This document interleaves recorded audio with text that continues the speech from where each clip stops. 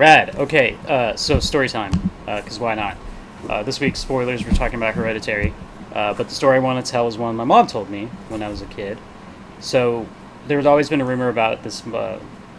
There's a murder in the house that I live next to, right? So the murder happened between the buildings, and then involved an axe, and then a body being dragged into my neighbor's laundry room.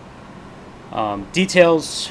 Let's not try and harsh on them because kids telling kids stories and Right. the phone call game. But the key important bit is that it was a wife and a husband. Husband cheated on next door neighbor's wife, right? So there was a love triangle. And if I remember exactly, and I forget, I look up the news article every once in a while, but I believe the wife kills the mistress in there. Okay. And then drags her body to my neighbor's house and puts her in the washing machine. It was done with an axe, right? Now, Why the washing machine? I'm not really sure about the forensic countermeasures that the washing machine provides. why did she murder someone to begin with? I mean, these are all very. I mean, she's probably pretty angry, but if you're already going to murder somebody, the washing machine's not the place you go. Anyway, sorry, I digress. Right. So they got away with it. I'm pretty sure she didn't go to jail. I can't remember. I think there was one of those early cases of pleading insanity type thing. But anyways, let's get to the story. My parents, of course, moved there after I was born. So we're talking like late 80s, early 90s. I think it's maybe like 10, 20 years after the murder happened.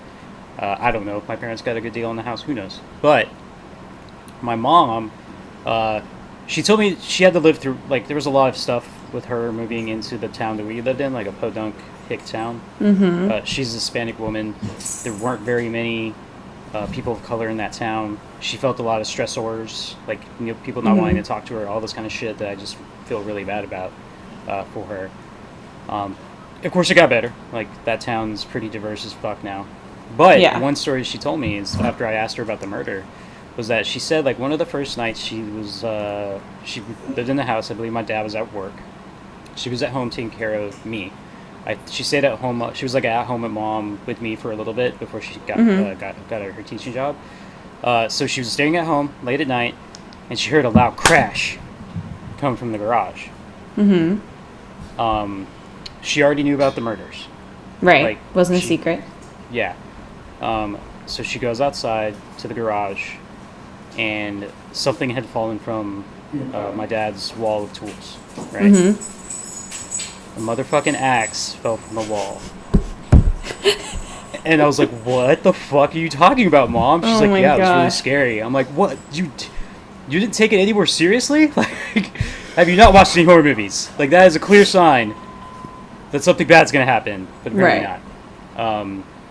But she tells that story, and, like, I remember the kids back when I was back from school, we always used to talk about that murder thing. I can send you an article about it if you want. But to be honest, the far more interesting thing is the story my mom told me, as opposed to the actual murders. It's pretty bland. They did make a movie about it, but it's like one of those low-budget Lifetime movies that no one watches, right? So it's like, but... Like, they're on TV at like 2 a.m., and you're like, oh, I can need something on TV, that's fine. I don't even know if it was on TV, to be honest. I don't know if it ever even made it that far, right? Like, it's whatever. It's low budget. Because it ends up not being like... Yeah. What's up? How bad? Okay, just give him one of his pain pills.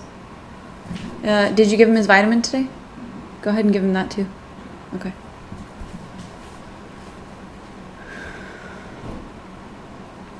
My bad. No, I was just wanting to get some dead air so I know something happened. Like, if I notice there's just a long pause with nothing happening, I'll be like, hey, that's where I should probably look. Otherwise, if he started up, I'd be like, I don't know what happened. Anyways, it ends up being just like a crime drama. It's super sad. They could have totally romanticized that quite a bit. But the reason I tell this story, fans, of course, is we're talking about Hereditary. And if you want to talk about weird shit happening and signs that you should have seen that you missed, this movie is quite up there. But let's get the official the official show started, even though I've butchered the intro. What's up, movie watchers, and welcome to episode 17 of the Lunar's Cut, your weekly place for long-form, raw, and unedited discussions about a TV show or movie that we are passionate about. I'm Kim McCain. That's the return of Lacey. come and join us on I lost you. First off, is it your first time here? Welcome. We're glad you're joining us on discussion. Secondly, what exactly is this? The Lunar Cut is a play-off director's cut. We wanted to have a place to discuss movies or TV shows with friends. Because this is a discussion, not a review, the conversation can last as long as we want it to. We use the 3 acts of the movie as an outline for the flow of the podcast, but we can and will go off on random tangents. We're just going to ride that wave. We'll discuss plots, visuals, cinematography, leaps and logics, those lovely weird tangents that keep talking about, anything and everything between. For an hour or more, 2 idiots talk your ears off, exhaust your mind holes about the topic of the week. This week we're talking about Hereditary, which is actually pretty timely because Ari Aster, I believe it's Ari Aster, he wrote and directed Hereditary. He also wrote and directed Midsommar, which came out last week, I believe. Spoilers, listeners, we tried to get Midsommar, but timing just didn't work out. So maybe we'll do it sometime, but Hereditary is a good substitute. Agreed. But before we get started, let's talk about housekeeping. Where can you find us? The Lunar's Cut can be found on various podcast services out there, including Apple Podcasts and Spotify. You can go to our website, thelunarscut.podbean.com. We're also part of the Movie Watcher Club. I believe the name has officially changed from Moon Movie Review to Movie Watcher Club YouTube channel. Some of the Lunar's Cut shows can be found there in video format. As always, links to everything I just described will be in the description. If you want to get a hold of me or ask anyone from the show any questions, send an email to thelunarscut@gmail.com. Like I said, ask us questions, make suggestions for future episodes, be part of the conversation.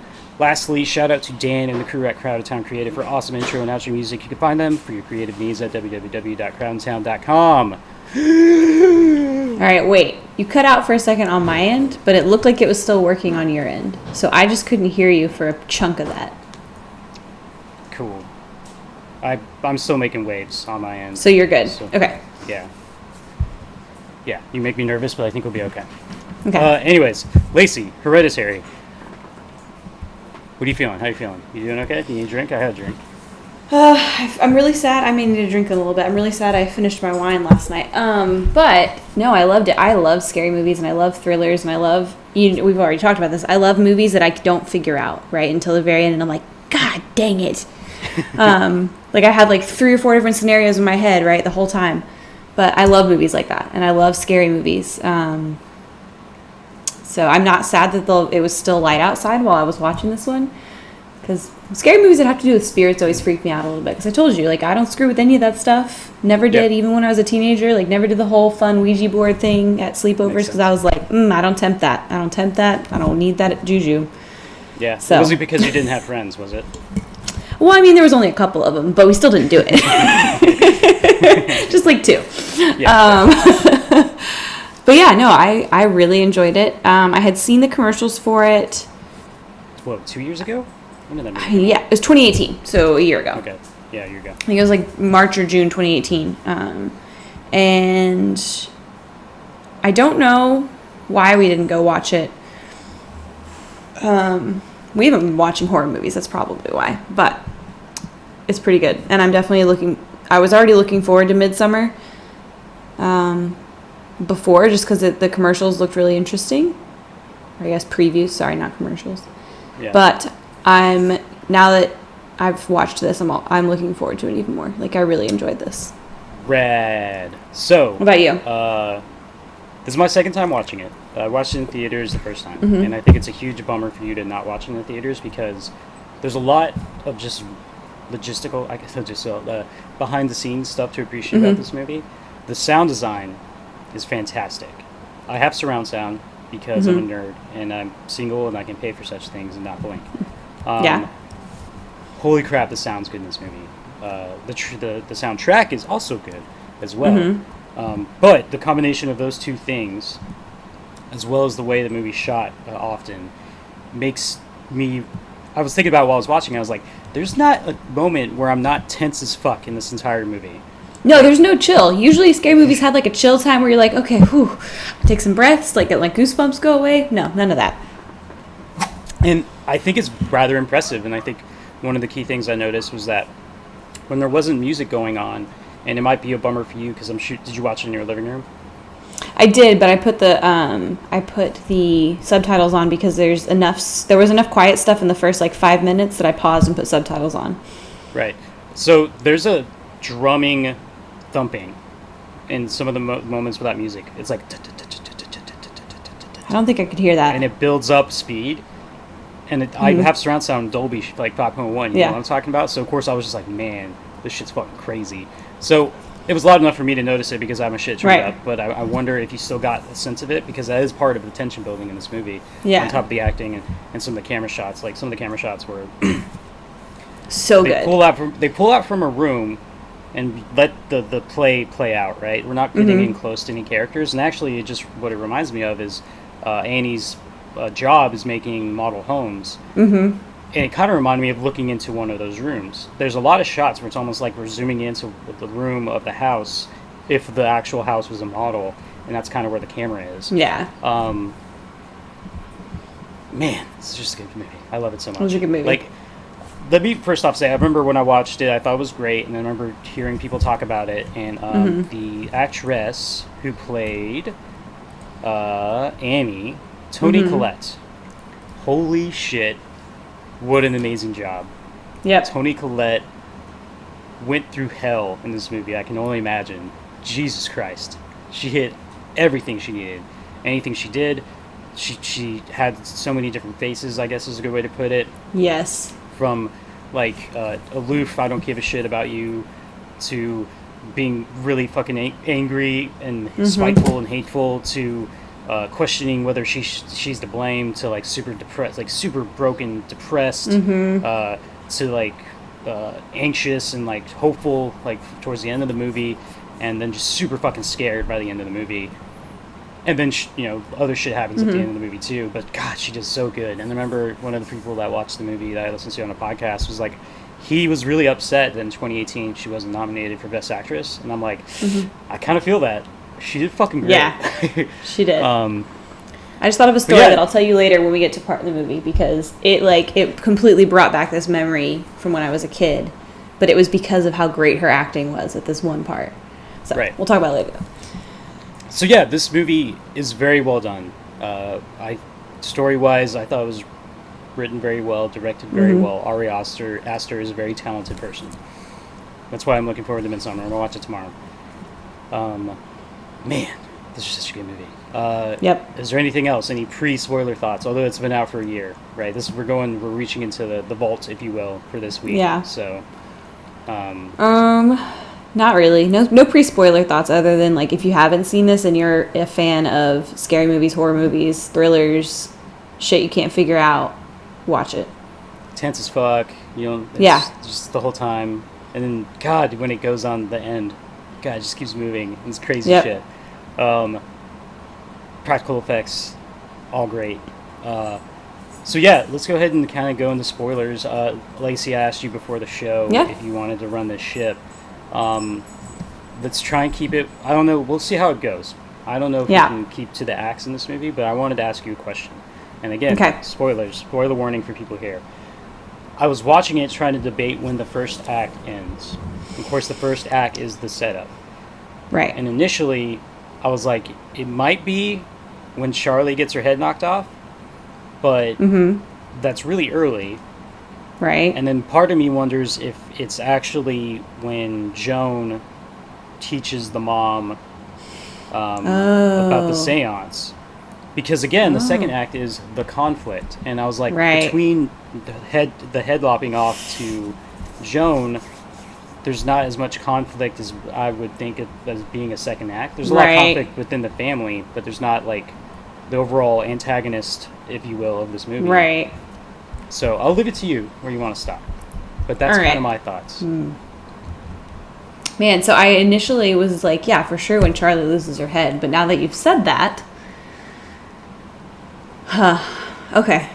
Because it's weird. Because, like, honestly, we're getting meta because the setup is Joan teaching her some shit, right? Yeah. Yeah. That's because we know stuff now. Like we are hindsight 2020. So... But if you do the Charlie head chopping off, it's a very short first act. It is very short. And maybe it is. No, it is. I think it is the Joan thing. I think you're right. Okay, cool. I was up 2 months. I like it. But, so let's run down the character list to get you rolling. We have Annie, who we're introduced to first. Her mom, the grandmother Lee. The husband Steve, the son Yep. Peter, and the Yep. daughter Charlie. Yep. Right, that's who the first we're introduced to. So, We didn't get the dog's name, which I was real sad about, by the way, but that's cool. I didn't he's remember the not really- dog's name. He's in the movie. There's only one key moment he's in the movie, and it's where he barks. I was disappointed in him as a dog, honestly. Yeah, and he dies. Did you see they pulled away and Yeah, showed I his was body? really sad about it. I was like, really? Just Really? in case you're wondering, he's dead. Yeah, the dog dies in this movie, guys, but you only see him like twice, so it's fine. You see the body. That's it. Yeah. And you could argue that's not even a real dog because it probably wasn't a real dog. It was probably Probably just not. For Like an IKEA, rug or something. Yeah. Anyways, Lacey, Anyway, let's get rolling. so we start with the obituary from presumably the newspaper for Lee. And you read that. It's really just like a no fluff obituary. And Yeah. you I thought it was a little weird. I was like, Mom, there's really nothing in there. Like, it's just not a very fluffy thing. And then we cut to them getting ready for the funeral. Yeah, real quick, I did notice, What'd because you hindsight, notice? right? Yeah. That they mentioned the Lee's son, Annie's brother, was in the obituary. Right. Okay. And the only reason I See? noticed is because I watched this movie before. I was like, Yeah. oh, yeah. But go ahead, sorry. No, it's okay. So we cut to the dad, Steve, waking up Peter, the teenage son, still asleep in bed, and throwing a suit on his bed, right? Telling him to get up. Typical teenage son move. Yep. And then he doesn't know where Charlie is, which I'm like, you should probably know where your kid is, but all right, that's cool. It's a tough day. And Charlie is sleeping in the really, really cool playhouse. Rad treehouse. That Yes. treehouse looked dope. Structurally sound as well. There was like 4 trees in it, and I was like, there you Yeah. go. Like that treehouse ain't going nowhere. No, it's super cool. Very cool treehouse. Envious. But she slept in the treehouse, and they're, I don't really know where they are, but wherever they are, it gets cold at night. Like, everybody's wearing sweaters and pants and stuff. Like, it gets cold. Makes sense. It makes sense. Yeah. They It's kind of like seemed a like they were in the deserty woods area. I don't know. It's weird, yeah. They do go in the desert at some point. Well, it appears to be the desert, and then there's a lot of trees as well too. So it's interesting where this could be. My thought was like somewhere like New Mexico, where you get up in the mountains and you've got the trees and all the shrubbery, and then you drive a little bit down the hill and suddenly you're in a desert. That was where I put it in my head. So maybe Colorado could be an option too. Yeah, Does Colorado have for sure. desert? I'm pretty sure it does. I honestly don't know. I'm not good at geography. I just know the mountains are there. Anyways, we get some varying landscapes. I will be remiss if I don't mention the pool in the very beginning of this movie. Was a great shot for me, nerd-wise, because you see we see their house, and we go into the window of their house, and then there's a miniature of their house, and we zoom in on you're right. Peter's room, and then boom, it's Peter's room. Like the door opens. That was really cool. It was like it was not quick. It was a very slow pan, and that's where we get like directed by, written by, starring, all those credits get rolled, and we just slowly go towards the room, and all of a sudden it's the room. And the whole time I was trying to decide, like, why are there so many miniatures of things? But you figure it out later. And so Dad goes up, yells at Charlie essentially for sleeping outside, which I'm like, why is this a problem? It's real cold. Yeah. Well, no, I mean, why is it a problem? Like, why is she continuing to sleep outside? Why has this not been handled? Gotcha. Like, why have we not taken care of this problem? It turns out Charlie's a little bit quirky. We find out later. Yes, she is. So then we cut to the funeral, and Mom, whose name is Annie, that I forgot again. Annie is giving the obituary? No, that's not what it's called at a funeral. There's a name for it, but Eulogy. It's called a eulogy. And it was a really interesting eulogy. You can very much tell right away that her relationship with her mother was strained, to say the least. Right. Talks about how private her mother was, and how her friends were private, her life was private, her everything was just very private, and nobody really knew much. And I think she said something to the effect of, it even feels like a violation to be up here talking about her, right? Because she was such a private person. Maybe I shouldn't be the one giving this, technically, even though I'm her daughter, kind of feeling. Also, I don't want to be here. A little bit undercurrent behind it. Like, and like the not sad. Like, she wasn't that sad. Right. Which then makes you feel guilty, right? And you get the guilt from it. But anyway, that's the only thing we see at the funeral, other than everybody doing their walk by the open casket. And there was... When Charlie walks by, she takes a little bit longer, and she stares at... We get a zoom in on the necklace that Grandma's wearing. Lee is wearing. And we also get a good creepy wink from a guy in the line behind her, and I was like, why is that a thing? Wasn't that at the wake? Or was that at the that was at the funeral. Okay. I think it was at Either the way, funeral. Creepy blonde guy winking at Charlie. Not cool. Yeah. Like, if a creepy guy winks at a 13-year-old girl anywhere else, not... Like, that's not normal. Cool, not cool. Also, remember, Annie's wearing the same necklace as her mom. That's right. That's right, with this weird little symbol.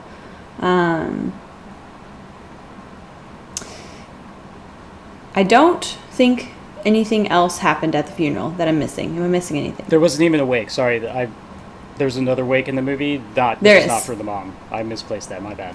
Go ahead. That's why I missed it. Yeah. No. So we cut back to them getting home at the house. Dad's really weird about everybody taking their shoes off, which is interesting to me. I'm like, okay, that's weird. Everybody's take their shoes off at the front door.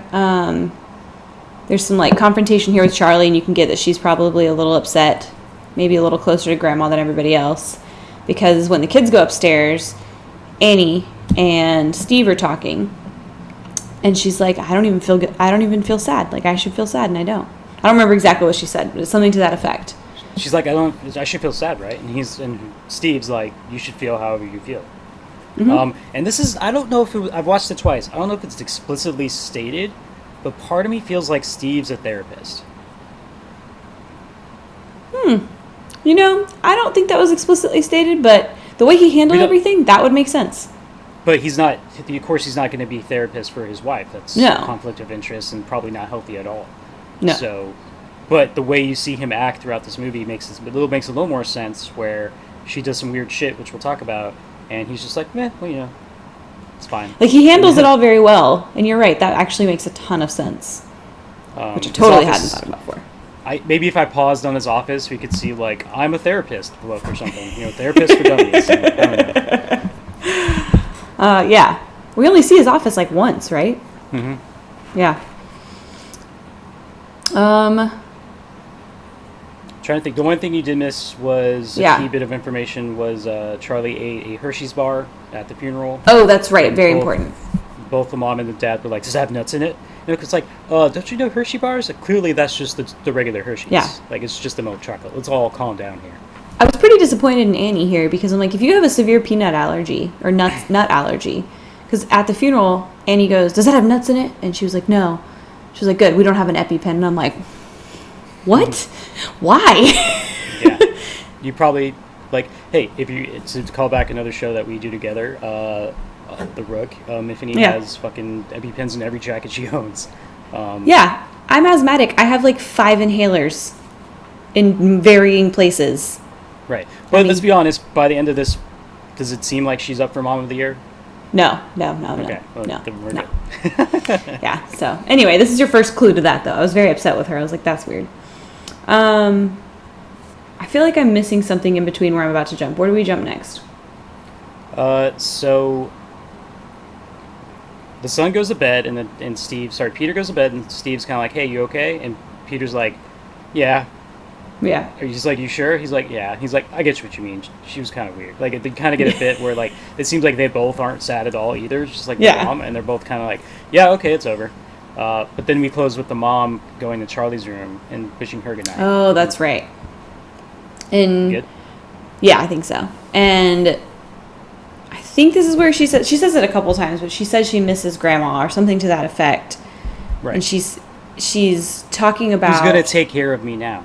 Yeah, who's going to take care of me now? And then the mom talks about how Grandma insisted on feeding Charlie and insisted on she knew how to take care of her. And then you get one of those little miniatures later. And I was like, creepy. What? Hey, man, people deal with their anxieties and stressors in different ways. She just happens to make miniature models of all the horrible things that happened to her in her life. And, so you got it right. Like, she's an artist, and this is what she does. She does miniature, like, artistic pieces. Right. But, I mean, it seems like a pretty healthy way to work your shit out. Sure. there's Some one people where I think journal. it went over the line. The one Steve I mean, didn't yes. like, I agree with that one. I was like, yeah, that's not good. No, that's fair. That's fair. So yeah, I had that written down. The Gma tit thing was what I wrote down. Yeah. So That was what your note says. yeah, I mean, with context. So the grandma, Lee, was like, she was very possessive of Charlie. Charlie. She wanted to breastfeed her, insisted she breastfeed her. And she also mentioned that, did you know, she does say you were grandma's favorite, but she also does mention that she wanted Charlie to be a boy.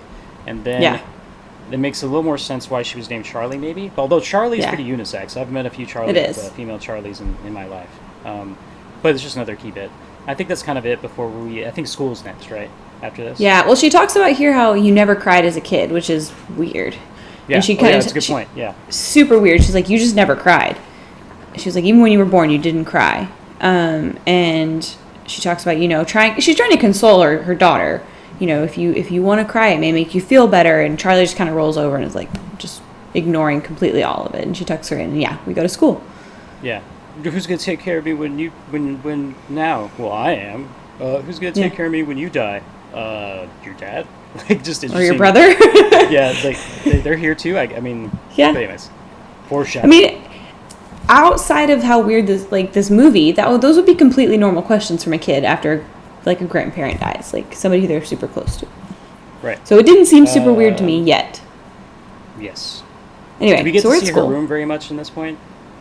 Yeah, we get a pan of her. That's when she sees the first word. I wrote it down. Satany, maybe. Saintany, yeah, Saintany. Yeah. Saintany. So there's a little tiny scribbled word in her bed frame. We get a pan of her room where she makes a lot of weird doll toy mishmash things, which is super creepy. But considering her mom's artisticness, maybe it kind of makes sense that, one, that she has it, and two, that they would allow her to do it because her mom's fucking weird too. Yeah. Right? So if you want to make a doll out of a push-up pop and a bottle cap and Bendy Strauss, go for it. Yeah, exactly. And so maybe, we go to maybe we'll graduate to cutting a bird's head off and putting it on there. Who knows? Oh, we're about to get there. We're about to get there. Just put it in your pocket. It's fine. So we go to school, and I think we're with Charlie first. I think it's Peter, but it doesn't matter. Is it Peter first? I think it's Peter. Because once the bird hits the window, we don't do school anymore. Oh, you're right. You're right. So Peter first, they're droning on about Shakespeare, so it must be English class. He's staring at the girl in front of him's ass, which I'm like, she's sitting in a chair. You can't see that much of her ass, but all right, you're a teenage boy. I got, I'm talking about flow, and you can't control things. It just happens. Yeah, it's fair. It's fair. Hormones. He's droning on. I'll let you talk about the play because I didn't catch that. Do you want me to read the text? Go for it. Me up. So here's the exact text between him and his friend. What's up? This would be blonde dude. Peter, working. Want to twirl around later? Which I'm assuming, since we're not cool kids, I'm assuming that means weed. I would assume. Okay. I think that's a safe assumption. Because apparently that's all they do in this movie when they hang out. Is smoke weed. Sure. Let me just finish waxing my D. Good luck. Send pics. And then that was like their exchange the day before. And then after, want to smoke a bowl at break, which is a lot more clear. Yeah. Than want to twirl later. So it's interesting that sometimes they have code words or slang. Sometimes they don't. Like, you just want to fucking smoke weed during the break? And it's like, yeah, sure. So that was a funny back and forth. Yeah. I'm waxing my D. Oh, cool, dude. Send some pics. Like, that was... So you sent me that screenshot, and I think you were a couple minutes ahead of me, and I was like, I don't know what that means yet. I'll get back to it. And then when this part came up, I was like, oh. I saw it, and I was like, I gotta send this. This is fucking stupid. So anyways, that's happening. He's checking out the girl in front of him, who's very cute. She's very pretty. About smoking on, and the one thing I noticed this time, because this is the second time I watched it, and I don't care about him checking an ass out, and I don't care about the text, is that they're talking about a play. You mentioned it was a Shakespeare play. Kudos to you for knowing that, involving Heracles. And the key kind of thing and the key questions are being asked around the room the whole time he's checking her ass out and on the text, was that our heroes never had a choice. There was no hope. And is it tragic that they were the pawns of their own story. And no matter what they did,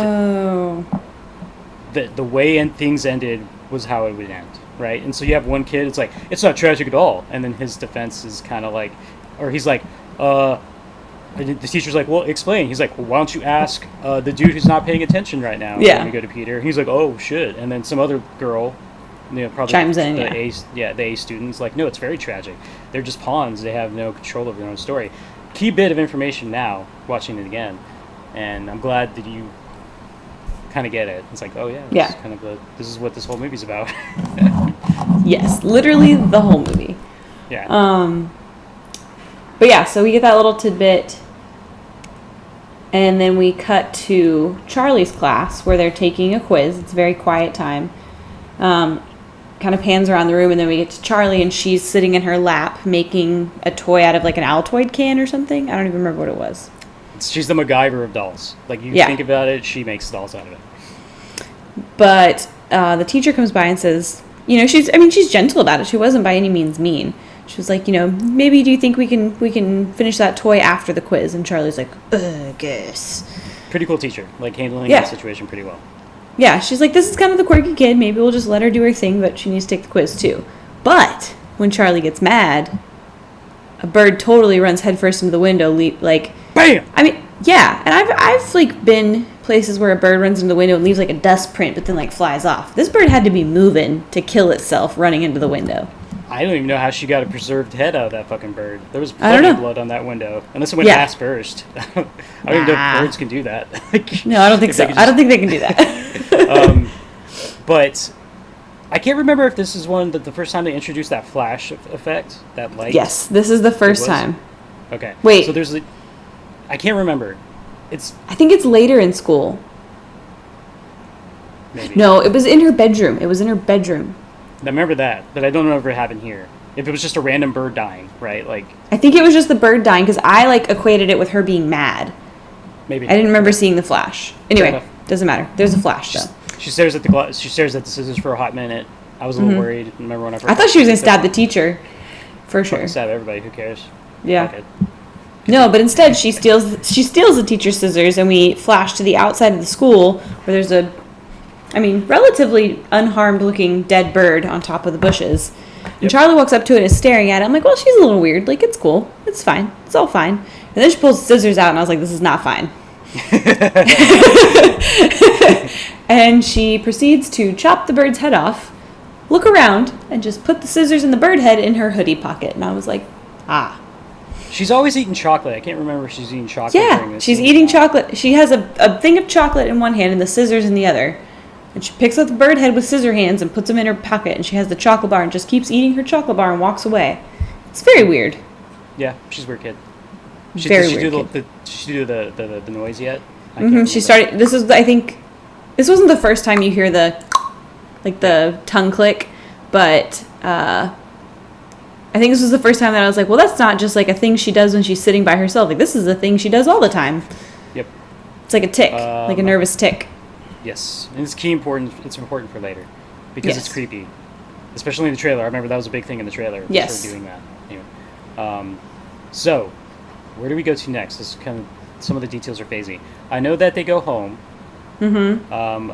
I think the first thing we see, a key scene would be that it kind of blends together, but I think a key scene was that Annie sees her mom.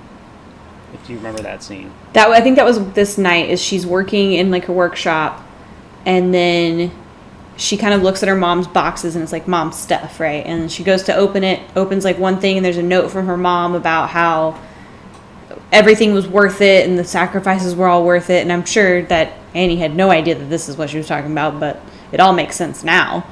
Right. Annie closes the book, like puts it back in the box, and is like, I'm done. And then when she looks back to turn the light off, her mom is standing there, and it's like, whoa. And it was funny because I watched it with Cass, my husband, and he was like, oh my god, goosebumps. Like he goes, look at my arm, and he legitimately had like goosebumps. It was so good. It looks so good on my my 4K HDR TV. Oh my gosh, you really get the blacks really mix well. And god, it was so good. And then turn on the light, and she's gone. And so a key bit that I don't know if we want to go chronologically, sir, or we just want to follow the characters as they go. But a key bit that I loved about Annie was we learned that she deals with, like we said before, she deals with all these kind of social and mental pressures by just making models of it. So we panned at one point, I don't remember when, but we panned at her looking up paranormal visitations on her laptop. And then we pan again, and she's copying the screen on a little mini laptop that she's putting in her house. Yep. That was, I think it was like the next day, but yeah, it was hilarious. I was like, oh my god, this is so weird. It's a really weird way to deal with shit, but she's got a lot of shit going on, so I feel like, you can let it slide. Yeah, and I think I got ahead of us. I'm trying to remember all the events that happened. I think the only big event that happened the same night that the first kind of day at school was that the dad finds out that Lee's grave was like desecrated or something. Desecrated is the word they used. Like, yeah. What does desecrated mean? It's kind of vague. Yeah. It turns out the whole fucking thing was fucking dug out, like, professionally. Yeah, somebody stole her body. Yeah. But he chooses not to tell the wife. Chooses not to tell Annie, which is an interesting choice. I can't decide if it's like a good, like, loving thing where he's like, she's under a lot of stress right now, and maybe I don't want to add some more stress, or if he's like, she's about to crack, and maybe I shouldn't tell her any of this. I couldn't decide. But that's a big event that happens. She's a professional model builder. Her husband's very supportive of it, especially when she starts doing creepy stuff. Like, we see the model of her mom with her tit out, ready for Charlie to be put on, like, it's presumably the bed that she was birthed in. Real weird. Like, this is how she deals with shit, and, Steve, to his credit, it's like, cool. I guess this is what you need to do to kind of get past it. The fact that Steve was probably, like, present for all of this weirdness with the mom and Charlie when Charlie was little is like, man, you stuck it out, buddy. Whew. Yep. He's a good guy. Unfortunate. So the other big thing would be the what is it called? The support group, right? That's the only other scene I can think of before. Yeah, that's like the next big thing is she goes to like a grief support group. She says she's going to the movies. Which I'm like, really? Maybe her husband is a therapist, maybe he's not, I don't know. But even then, can't you just say like, I'm going to like a support, I'm going to go talk to somebody. Yeah. This is a really important scene. Like, yes. There's a lot of information downloaded in this scene. So. Oh my god. If you forget anything, I'll chime in. But go ahead. Yeah. So we get there. She kind of like comes in late. She's reluctant. You can tell. She sits down, and then some other people are talking, but they get to the part where they're going to let her talk, and do the whole hi, my name's Annie. And man, does she unload. Yes. So she starts with, my mom died like a week ago or something, right? And she says a lot of shit, and I'm going to miss some of it. But something to the effect of, we were estranged, and then we weren't, and then we were. And then she lived in my house for the end of it before hospice. She got sick. Before she got sick. Yeah. She had DID, dementia. Dissociative identity disorder. Yeah, that's what it's called. Thank you. And dementia. Quite a combo. Which does not sound great. Does not sound great. But she was like, I made sure to keep my son away from her. Yeah. Because they were estranged. So I guess presumably her mom didn't know the son was born until way later. Which kind of is was a important. problem. She was obsessed with Charlie when she was born. So she talks about how her mom had a hard life, and so she feels guilty for the way she feels because her mom had a hard life. This was all happening so fast. I don't remember what happened to the husband. So everyone he starved himself. He starved himself. Everyone in this family has some kind of mental problem. Like, that's a key download here. Dad starved himself by himself. Like, he wasn't like to death. He just didn't eat. Yeah. And she was like, so that probably sucked. That sounds as bad as it probably was. Yeah. The mom, of course, we already have all the shit that she does. And she had a brother. Yeah. So Annie had a brother who killed himself in his mother's bedroom and left a suicide note blaming his mom, saying that she was putting people inside him. But he was schizophrenic, quote unquote. Right. Maybe not. And, he might have been more right than we thought. No kidding. And Annie's like, well, so that sucked too. And so she talks about how hard a life her mom has had and she blazes through how they didn't talk and then they did and then they didn't and a lot of guilt she has, and I know I'm missing stuff, so go ahead. she's kind of like, I think the key kind of bit here is that she started talking about blame. Mm-hmm. And it wasn't that she blamed herself, it's that she realized that she could be to blame. Mm-hmm. That's kind of how I read it, which was an interesting take on it. And that's kind of how she finishes her session that night. Yeah. I think that's kind of, just like I said, a lot of information downloaded. All of it's pretty important. And yeah, the only other thing I can think of, and I'm not sure when it happens, I think it's the day after, when she comes back home at some point and sees that her mom's door is open. That was the next day. Okay. Do you want to keep going? Like, I'm trying to remember. It's kind of... I got fine. key events in mind. Go for it. So we cut to, like, the next day. I think she goes to bed or whatever. We cut to the next day, and her mom's bedroom, where she presumably was sick and living, the door's open, and it's just a pretty sparse bedroom, but there's a triangle burned in the floor, which, like... Weird. Whoa. Okay. Uh-huh. I think there's another word in that room. What was the word? Oh, Zazas? was there? Yeah. Zazas. Yeah. And then she closes the door and goes downstairs and asks Steve, "Did you open my mom's room?" Oh, what'd I miss? Yeah. At some point, a lady waves at Charlie. I think it might have been when she was at school. When she was walking around before she got the bird, she, like, looked across, and there was this lady just kind of waving at her. It's Joe. It was Grandma. Oh, I thought it was Grandma. That's later. I think that's this day when she walks out of their house. It was at school that the lady waved at her. Yeah, okay. I'm still good. That's the only thing. Go for it.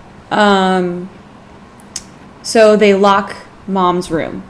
So Steve goes upstairs and is locking the door, and Annie's like, "I'm sorry, I know it's crazy," and he's like, "No, it's not crazy." He's taking this all very well. Yeah, Steve's the MVP. Yeah, for sure MVP. R.I.P. Steve.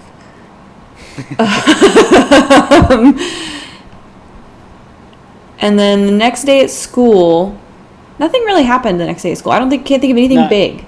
I think the main things that ends up happening is that the scene you talked about where Charlie sees Grandma, and this is the first time we get to Flash. Which results in the party. So that's kind of how it Oh, right. So they're at home. It's like we cut through school the next day, and they're at home. Charlie, we see this really cool blue flash, which I thought was an awesome way to make it easier for the people that are watching the movie to understand what's going on, right? Because lots of movies do it different ways. But I thought it was a really cool way to visualize what's happening. Yeah. But we see this cool, like, flash, like somebody's kind of shining like a mirror or something. Like, sometimes my old watch, I could get the light to bounce off my watch and make, like, a reflection on the screen and shit. It's kind of like that. But it's like a big circle that can encompass the whole room. Like, it's a ring that kind of... It's kind of like, look here, is kind of what it's doing. It's functioning as. It's like, hey, this is creepy, look here. And then it kind of leads everyone where they need to go in this movie. Yeah. So this crazy light leads Charlie outside with her dead bird head in her hand still? Or was she just playing with it still? She has it in her, just in that orange sweater. She just keeps it in there. Yeah, and she was gluing it on something when this happened. And she's just walking through, I guess, like the fields or whatever, by their forest by their house. And Grandma's sitting on her ass with a fire burning next to her. Right. And we cut away. Did you notice there's footprints on the trail? Casted. He goes, "Did you see the footprints?" And I was like, "No, I didn't see that." But that's pretty cool. That's a lot of little detail. But we cut back to the house, and we cut to Mom. Peter, real pissed off at Charlie, right? No, because Peter gets the text to go to the... I guess, yeah, you're right. So Peter gets the text to go to the party, and then he can't find Charlie. Oh, yeah, that was a fun scene. He's like, hey, I'm just going to go to the school barbecue thing, and the Mom's just kind of like, doesn't care. And she's like, cool. And he's like, yeah, can I borrow one of the cars? And she's like, is there going to be drinking? And he's like, what? I'm not even old enough to get alcohol. And she's like, well, like that fucking matters. Is there going to be drinking? Yeah. And he's like, I said no. And she's like, all right. I forget when Charlie comes up. So she says, "Are you going to take your sister?" Yeah, and he right. goes, "I don't know. Does she want to go?" And she's like, she's "I don't know. Did you ask her?" It's such a fucking weird relationship between these two. I feel like this was one of the scenes where you can see, like, she could have been a really cool mom. Right. Like a really good, cool mom. But, so he goes looking for Charlie, can't find her. And then this is where mom goes running out and is like, "Are you an idiot?" And I was like, that's rude. Calls her daughter an idiot. Yeah. What kind of idiot's outside with no shoes and no jacket? No shoes on. Yeah. I mean, she has that orange sweater, but... I don't think that's going to really help that much. So she, yanks her inside and then yells at her to take her socks off because she's been walking outside without her socks. And Dad has some weird thing about shoes and socks inside the house. I don't know. Yeah. And then she starts yelling at Charlie about how she needs to go and she needs to go to this party. And Charlie's like, "But I don't want to." And she forces her. And then she looks at Peter and is like, "She's going with you." And then storms away. Peter's like, all right. He's like, God damn it. And it's like, dude, she seemed okay if there was going to be alcohol at this party. Yeah. You could have just said, like, "We're going to be drinking." Yeah, probably going to be drinking. Well, just don't drive and drink and drive. He's like, okay, cool. Yeah. But he might be telling the truth. Maybe he doesn't like drinking at all, only likes to get high. And so, which case, I'm not drinking. I'm just technically not lying. Yeah.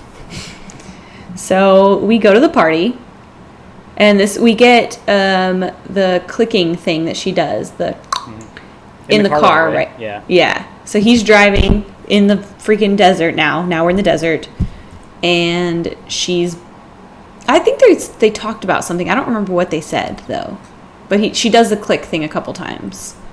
They don't talk on the ride there, but she's mainly like before they leave. She's like, "Why would we want to go? Do I know anyone there?" And he's like, "There's gonna be kids there." But yeah, nothing really happens in the car ride. But the car ride takes place in the middle of fucking nowhere desert. Yeah. As if that's the only way to get to this fucking house is from whatever. Yeah, like where do they live? Yeah, so from their forest area living to across this desert, like in the back roads of fucking Texas desert, right, with nothing on either side and no lights. It's like, God, Jesus Christ. All right, but anyways, go ahead. But no, remember what they drove past that telephone pole. Yep. And on the only telephone pole out there. Yeah, I mean, there's probably more, but yes, you're right. It probably was the same symbol that was on Annie's necklace and Lee's necklace.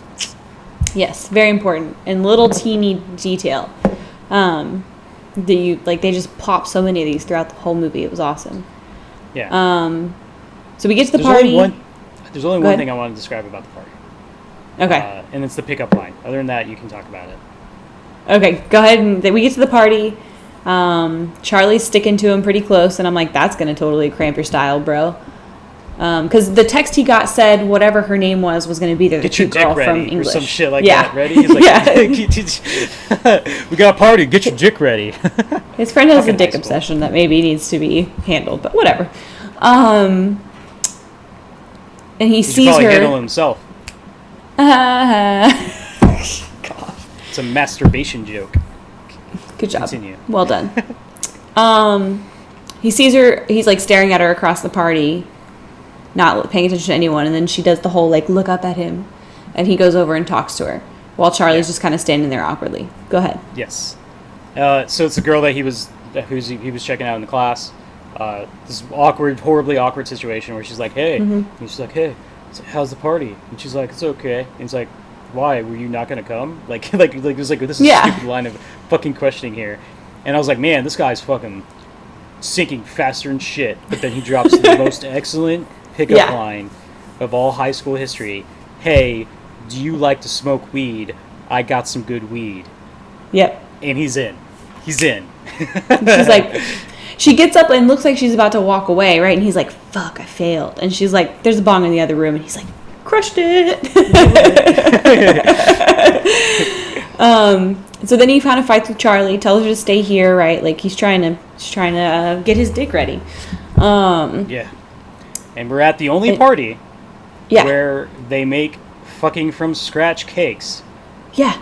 There's chocolate cake, and this is how he talks her into chilling and like staying where she is. She's like, "I don't know them though." And he's like, "Just walk up and get some cake. It's a party. It's fine. Get some chocolate cake." 'Cause presumably she has a chocolate obsession.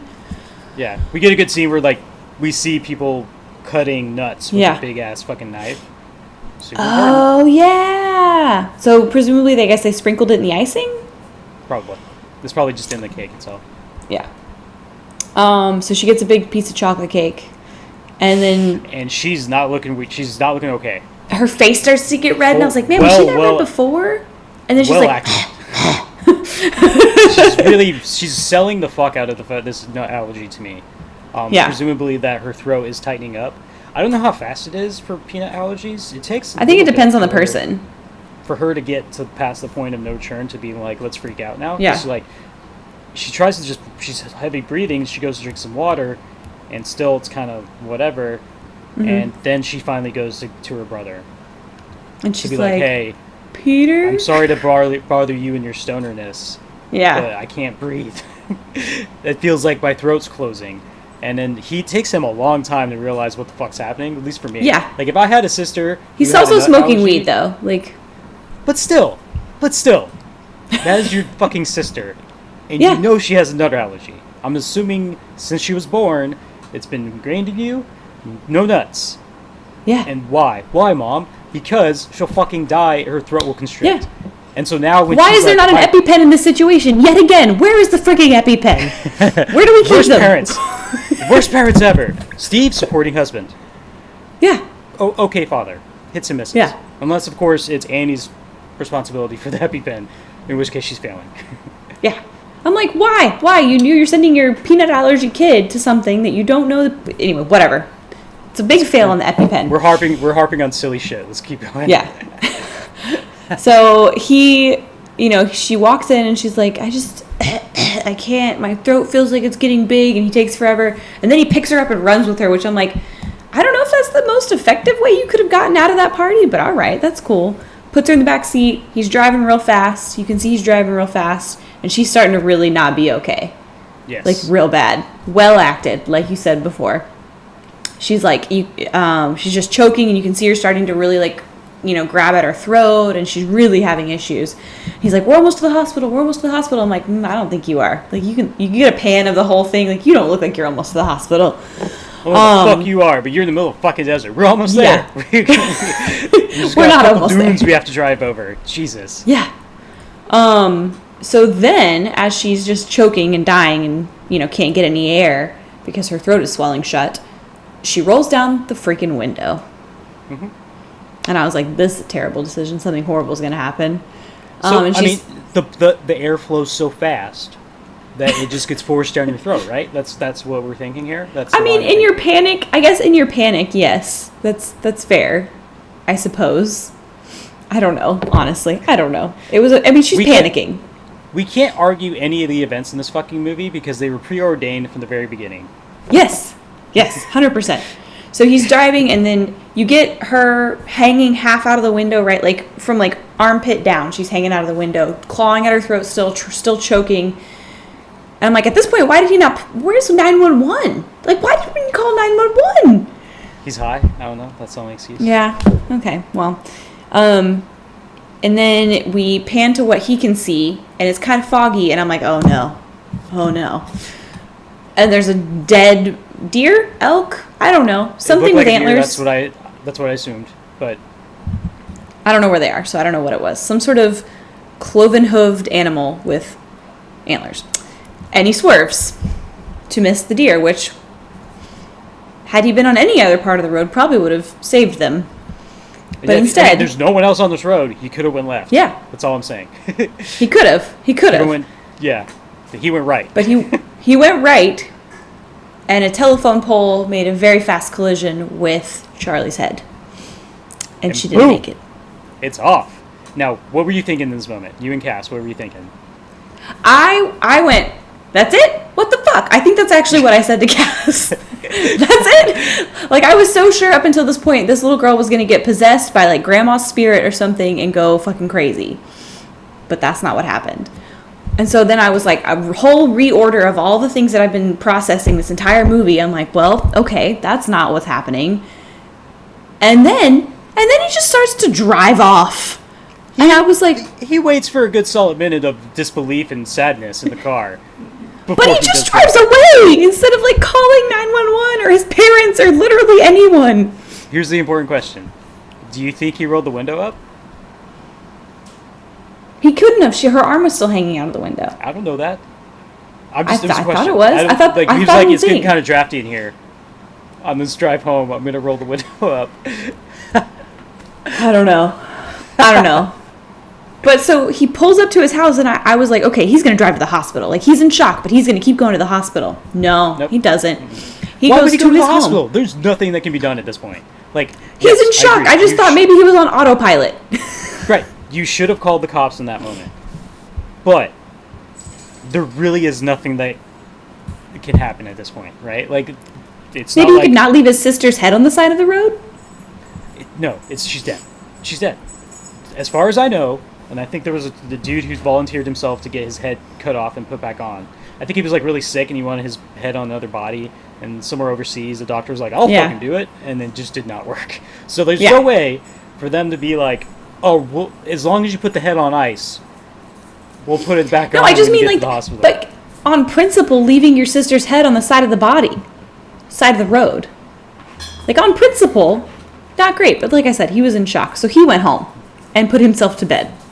He didn't and you sleep. hear... I felt like he didn't sleep. I felt like he just lay in bed. there, waiting for Mom to figure it out. Because did you hear... Cause I only saw it because I had the subtitles on. Even though we had it cranked way loud. I didn't hear it, but I read it. She goes, oh, good, they're home. And Steve goes, oh, good. Presumably from their bedroom, right? Because they hear them get home. I didn't hear what they were saying. I just heard words, but I presumed that it was the next morning, but I could be wrong. Was it still in the night? No, it was when he's walking in, like from the door. When the door closes, you hear it said on the screen. That's the only reason I know. Okay, I meant we're good. Yeah, my bad. Gotcha. No, in the morning though, they're talking, and she's like, "I need to go get some balsa wood. I'll be back in 20." And I'm like, "Oh no, oh no!" It was a great scene. We're only focusing on Peter's face, stone face. Maybe like he didn't sleep all night. Yeah, he's just distraught and still fucking out of it, and we just hear Toni Collette scream in pain and agony for the next 3 minutes in various scenes, and she fucking sells it. God, that was so fun. Yeah, so this is where we all figure it out, right? We get a scene which presumably is later that night, where she's just writhing just in like emotional pain, and her husband's trying to console her, and Peter walks by the room, or I don't know if we pan by the room, whatever, it doesn't matter. But this scene, the camera goes from the room to him in the hallway. That's right. Which was kind of weird and creepy, but also like, oh, poor kid. Like, that really sucks. I feel so bad for Peter. Like, yes. He had a really, really shit time. He fucked up. But I know what he's thinking. It's a freak accident. And his mom is not helping. No. I was thinking, why are we not, like, having Peter stay at someone else's house while you get your shit together? You build your fucking model and shit so you can come back and you can fucking be a normal person. Yes. But this scene where she's like writhing in pain and just screaming, right? So this is a really sad story, but when I was a kid, we were playing in the neighborhood, and I was playing at a neighbor's house, and we had like those little razor scooters, that were really cool when we were kids. I guess they're coming back now, cool. But whatever. And the sun, shitty brakes would burn your foot if you put on flip-flops, or like you tried to do it barefoot, it would burn your foot. Yeah. So we're all playing out kind of in like the front yard, but Mom and Dad are sitting in, not my mom and dad, the neighbor's mom and dad are sitting in the driveway in chairs watching everybody play. We're all playing like either in the street right in front of them or on the sidewalk, right? Gotcha. And I think we still lived, so I was 6 or 7, but this is ingrained in my memory. And that's what, like, her acting here was so good, how just distraught she was. Because we're all playing, and then all of a sudden the mom just loses her shit, right? When I was a kid, just screamed like that, like just blood-curdling scream, like the things you remember. Her daughter, the next neighbor, had backed over her daughter. Daughter was fine, broken collarbone. She was small enough that she was just under the car, and it was just backing out of the driveway, right? So she was okay, but I will absolutely never forget the sound that woman made when she realized what had happened. And it was like, as soon as I saw the scene, I was just like, full flood memory back. Anyway, so it was really great acting. That's the whole point of that story. Just really, really good acting. Yeah, and it's cool that that screaming, like, they went from scene to scene, right? So the scene where she discovers the body, where her voice does not break screaming, and then we get to the scene of her in her room screaming with her husband consoling her, and then we get telling to her she wants to die, and she can't do it. That's all she's saying is like, I wish I was dead, or I wish I would die. Yeah. And Yep. then we cut back to the funeral where she's still crying. It's like it never breaks. Yep. There's no cut in her crying. It seems like it's one long Kind of like ups and downs. wail of just Yeah. nonstop fucking crying. Yes. So yes, Charlie's head's gone. She hit the telephone pole with the symbol on it, if you recall. Yep. That's important. And we get to the funeral. There is a wake. This is the wake I remembered earlier. Yes, this is the wake. I spoiled that. Shitty wake. She's not even at the wake, if I remember correctly. I think She's in her bed. Yeah, we get that cool scene where we see, it's like we're looking through like that painted glass, and we kind of see everyone moving around, and then we rotate the camera and it sees that it's Peter looking through the glass, and I was like, that's pretty cool. Like, that's kind of like imagery of like, he doesn't want to be here, and he's fucked up too, right? Like, he fucking killed his sister, right? Like, he's not okay. Why is he not going to a therapist? Just saying. I mean, his dad's a fucking therapist, probably. Steve, Maybe. probably therapist. I don't know. And I'm trying to remember what key things we can talk about to end the first act. So there's the argument at the kitchen table I want to cover. So she goes, this is the first night, the night of the wake is the first night she sleeps in the treehouse. Right. With the heaters and the weird red lamps. They're heat warmers. They're probably not safe. Space heaters, not good. No. I don't think space I thought heaters that. glow I red.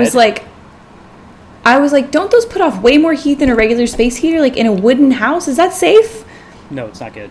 But it's just imagery, right? Like, yeah. I don't even think they glow red like that. I think it's just for us to be like, hey, that's kind of creepy. Red lights coming from the treehouse. Yep. We get that great shot of the red lights reflected in Peter's eyes that I really liked. That was pretty cool.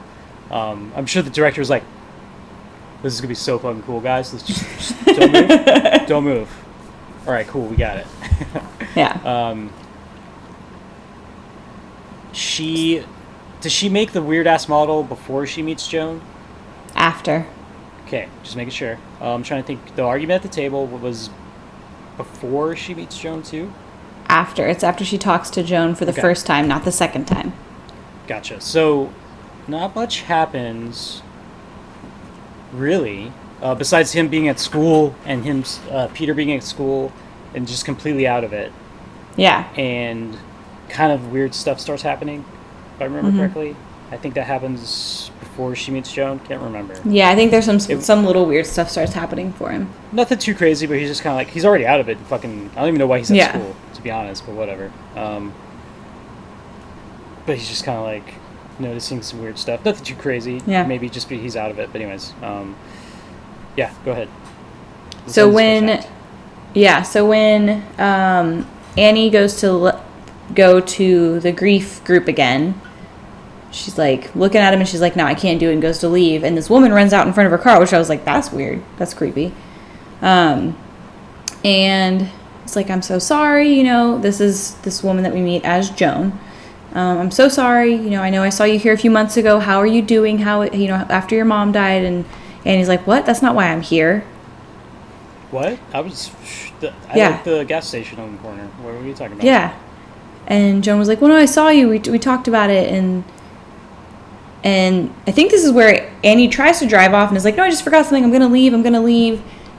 And Joan goes, my son died. And Annie's like, oh, I'm sorry. My daughter died. That's why I'm here, right? And then Joan tells her sob story of her grandson and her son dying, drowning, very specific. And Annie says that her daughter died, and Joan's like, well, I hope, I'm about to embarrass myself, but here's my number, and you call me if you need to talk or have coffee. Yep. Mm-hmm. And I was like, that's weird. Okay. And then we drive off and we don't see her. There's one thing. What'd I miss? That I noticed. Some point during the house, whenever their mail is in the mail slot, someone shoves in a little pamphlet. And the pamphlet is about seances. And this is before she meets Joan. Oh, I did not notice that. I saw the mail slot and I know something got shoved in, but I didn't really realize what it was. Yeah, no. They're resourceful. Resourceful assholes. So many little things. Yeah. And I don't remember what triggered Annie to finally go talk to Joan. I don't know if she was building her models, and that was when Steve comes in and is like, are you really fucking building this model right now? Like, do you not think about how this is going to hurt Peter? I feel like that was after. Was it after? I don't remember. I can't remember. I'm trying to remember why she went and called Joan. She was upset about something. Something happened. I don't know was this when... I don't remember. Something happened, and she goes to see Joan. She finally calls her, goes to see her. And there's one thing here that I was like, red flag, Annie, red flag. She was like, oh, your placemat. My mom used to make some just like that. And Joan's like, oh, how funny. Come in and have some tea. And I was like, we're going to leave that there? We're just going to drop that and leave it. Okay, cool. Great. And then Joan's really just listening to Annie at this scene. They're having tea and she's talking about... Tea. Yeah, what was that? I was trying to figure that out. Some weird fucking... herb or something. Bullshit mixture, warlock, witch stuff. I don't know. But she's just like, that's weird. I'm moving on with my life. Like, there's so many things that she just lets happen. I'm like, this is why people get possessed in horror movies. This is what happens. You remember part of the stories of Achilles was that he missed all the signs because of how arrogant he was. Yep. I don't even remember what all she says here, but she talks about how she's kind of confessing how sad she's about her daughter dying. She talks about when she was sleepwalking. Yeah, that's a big major thing here, is that the sleepwalking scene. Yeah. But she's kind of crying, and because like Joan's like, well, how does your son feel? What's your relationship like with your son?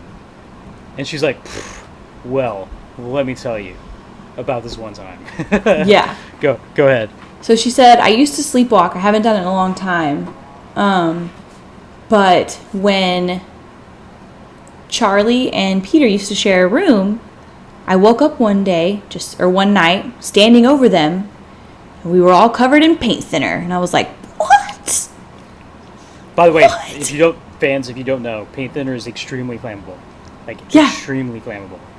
And she goes, and I woke up and I had a box of matches in one hand and paint thinner in the other. And striking the match is what woke me up. And of course I immediately extinguished it, Yeah, of course. But that woke Peter up, and Peter's like, what the fuck is going on? And he never believed I was sleepwalking, and I'm like, this family's so much more fucked up than we realized. Yes, they are. So much more fucked up. Because it's like, how many years ago was this? If they were sharing a room, they must have been much, much younger, right? Much younger. But the key point is that she feels like Peter's never let it go. Yeah. Or forgiven her for almost murdering him and his sister. In the sleepwalk. Which, in hindsight, maybe she, subconsciously figured some shit out and was like, oh, I need to take care of this. Right. Just saying. Maybe. There's other scenes we can talk about. Like her dream. Holy shit. Yeah. I don't remember what else her and Joan talk about, but she's like, okay, I need to go. Right. Good meeting, good talk. Yeah. Does she talk about... No, I'm trying to remember if Joan talks about anything in this scene. I can't remember anything that she says. She doesn't really say anything. Yeah, it's still later, the important shit. Yeah. Anyways, so she goes home. Yep. Then I'm trying to remember all the important scenes. She has a dream, and I want to say the dream happened after. The dream is after Joan because it's right before she does the thing. Right. So it's after she meets Joan again. Yeah. For the second time. Yeah. I think does the table argument happen before she meets Joan again? It's the table argument is next, yeah, and then she meets Joan again. So Did we get the scene with Steve in his office about the? That's way later. Okay, cool. Yeah. And the dog somewhere. Yeah. Where is this dog this whole time? All this crazy shit's going on. Dog's doing nothing. Yeah. Wait, when is the scene with the one scene with the dog? Did we miss it already, or is that later? Not yet. That's when shit gets crazy. Like all the stuff starts happening. So yeah, we're good. So this is the scene where Annie's working on the model of the accident, and Steve comes in and is like, "Are you fucking kidding me? Like, do you not think about this would affect Peter?" What would Peter think if he saw this shit? She's like, "It's from a neutral angle." And I'm like, I don't think it is. I don't feel like that. And he's like, well, I made dinner. Are you coming down for dinner? And she's so weird. She goes, I make dinner. And he's like, well, I made it, and are you coming down? Yeah, he was so cool. He's like, no, I made dinner, and you can fucking come if you want. I don't give a shit. Yeah. And just, like, walks out. Like, because he's like, what? I've been supportive up to this point, but this is fucking crazy. You need to fucking calm down. And so, it looks like a really good dinner, I will say. And it did look like a really good dinner. Yeah, it was the most awkward dinner as well. This is not, no one's talking. Not great. No one's talking. Mom's just kind of pushing her food around. Nobody taught their presumably 16-ish-year-old son how to use a knife and fork, which is really upsetting. He's like... He's been through some shit. I mean, yeah, but you can still use a knife effectively, but whatever. And then he's like, what, Mom? What? And he provokes his mom essentially into a really horrible screaming match. Really horrible. It's not a match. She just screams. You're right. It's not even a match. I honestly don't even remember. You've watched it twice now, so I'm going to let you talk about it because I don't even remember what she was screaming. I just remember sitting there thinking, like, holy shit. She's essentially kind of saying... The whole thing about her blow up is that she's upset that no one takes blame for what they did. And she's like, I love you. It was an accident. You could have at least said sorry. Yep. About murdering your sister. Yep. And... that's kind of the gist. It's really great. Well performed by Toni Collette. Go watch it. It's a fucking great scene. She fucking nails it. Just like stops and goes, right? It's not like a soliloquy of her just constantly talking. You can see the struggle of her trying to get what she's trying to say out. It's such a great scene. It's like a real raw, like if you were really that upset, right? You'd need to pause and be like, ugh. And then she finishes, and Peter was like, well, Mom, she didn't even want to fucking come to the party. Did you think about that? And her mom's like about to get real pissed. But Steve's like, whoa. We're done. Yeah. All right? We're done. And then Mom leaves. And Steve, real sweet, puts his hand in his son's hand. It's kind of like, I'm here. You know, like that. Yeah. Doesn't say anything. And he goes to eat, but then he just like puts his hands in his face. He's like, oh my God, this family's so fucked up. We're all having issues right now. So then we go to bed. Nothing happens to Steve, and nothing really happens to Peter now. But at one point she's working, and she spills paint. That's why she goes to Jones. Remember, she was... building. Right. It spilled on the note with Jones' number on it. That's what got her to go to Jones. Yeah. And this one, she's at the craft store. She's at the craft store when she runs into Joan. I'm trying to remember why she went to the craft store. But there's that whole B plot that she had an exhibit coming up, and like the exhibit people keep calling, and she keeps reminding herself like, get a pushback on the date, and like they're always like, hey, we understand that. Your family died. Our thoughts and prayers are with you. But hey, when's that exhibit gonna happen? Is that coming anytime soon? Like, just fucking assholes. But she goes to Arts and Craft Store. I think she does actually. Like, we see why she needs to go, but I forgot what it was. But it doesn't matter. The important part, she's at the Arts and Craft Store to buy some shit. And then we see kind of off in the distance, Joan throwing a bunch of crap into her car, which she just dropped that mirror into her car. Oh, that was chalkboards. I thought it was a mirror. Oh, that makes more sense. And then Joan comes running up to her, so happy, and hugs her. It's so lovely seeing you. And Annie's like, "How are you?" And she's like, "I'm just so good. I have to tell you, I'm so good. I'm so happy." And he's like, "Whoa, you need to chill out." So Joan tells her that she was invited to a seance as a skeptic, but it all worked out, and she was a believer. And after the seance, she pulled the medium aside and asked, and the medium helped her contact her 4-year-old grandson, and you just have to come home with me. You have to see. Please come home and see with me. And Annie's like, okay. Which, no, she's why? like, this is weird, but I guess I'll go. She's like totally like, this is so fucking stupid. Yeah. And so we go to Joan's apartment again, and she has one candle and a glass, like an upside down cup. And she tells her to put her hand on it, and don't put any pressure on it though, but just put your hand there. And then she starts talking to her grandson, whose name I can't remember. Forgot. Who cares? And she says, if you're here, please move the cup. And the cup jumps, right? It kind of jumps out of her hand. And understandably, Annie loses her shit. At some point, she looks under the table, which I'm like, good for you. Good for you making sure. Yeah. But the cup moves when no one's touching it. It's not like, the Ouija board. She looks to the right before it moves. Like, I think she felt something. Like, then that was the side that the air puff came in her face. Yeah. And, like, that was scary. flipped her hair. I saw that. But, like, but made her do it to begin with, I didn't see it, but yeah. I don't know, yeah. And so Joan is asking her grandson things, and she says, can you, move the cup right for yes, left for no, asking him some questions. Are you in pain? Yeah. And then pulls out the chalkboard and says, can you write on the chalkboard? Write something on the chalkboard. And it's like, I love you, Grandma. And Annie loses her shit. Because, first off, she had to get, like, the perfectly flat piece of chalk so it could stand on its end. And then the kid just wrote, I love you, Grammy. But then when it got to I love, he had to go all the way from the top to the bottom to start Granny because he couldn't lift it off of the chalkboard, presumably. Just a nice little touch I liked. But yeah. So, dead grandson talking. Cool. So Annie freaks out and is like, I'm leaving, I can't. And Joan's like, honey, I'll be back. We'll talk in a little bit to the grandson, and gives Annie a piece of paper and says, you just have to say this first. This is what she told me to say first. And you light the candle. But your whole family has to be in the house. And I was like, that's real sketch. This isn't even English. Don't worry about it. You can sound it out. Also, take this candle. Just this one.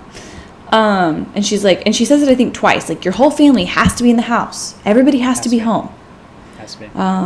She's like, but just when you feel like it, when you're ready. And then this is the night when she goes to bed. She has a crazy dream that there's, all the ants. Is this the first act? You know what? You're right. This is the first act. You're right. So do you want to take a quick break? Yes. Okay, let's take a quick break. Good job. That was the first act. Nice. Woo! I felt like it was much longer than I realized. There's a lot of important details. Second act, we can mainly talk about the highlights of the scary shit that happens. I don't know if we can chronologically follow it, but... I don't think so. But yeah. So, fans, we will be back in a little bit.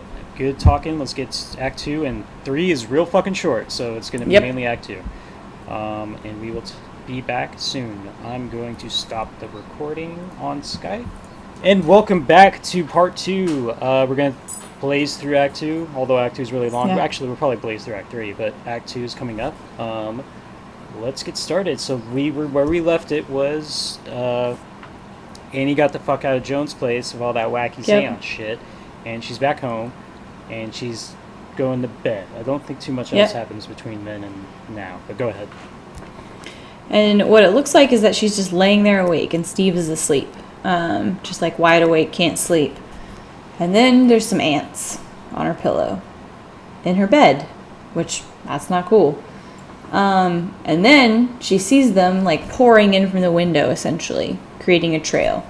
And so she gets up and follows the trail, because what every good horror movie character does is follows the trail, right? Yep. The trail leads to Peter's room, and this is a flashback to after the accident. We see Charlie's head on the side of the road with ants all in it. That's true. We did see that. We might have seen it earlier. I don't remember if this is where we see it or not. Either way, we stay on that fucking head for a long time. I think we saw it earlier in Act 1. I think it's after the accident, in Act 1. I forgot to say it. I liked it. Her jaw was fucked up because that's probably what hit, right? Yep. And gone. And ants all over it. But continue. So when she goes into Peter's room, ants are all over his bed, all over him. They're in his mouth and his eyes. It's a very similar scene, and it's not great. Nope. And then she's suddenly, all of a sudden, yes. Her face was so good in this scene. Yes. Like, just the raw horror on Toni Collette's face as she hold walked on a up. second. Max is limping. Hold on. Bubba, are you okay? Babe? Come here. He's not using his left leg. He's not using his left leg at all. His knee's not up, so this is good. His tail's not good.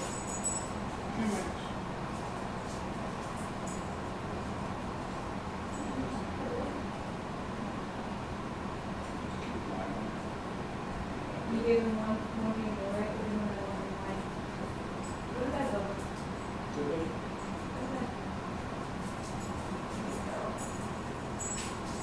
Don't let him jump. Don't let him jump in the bed.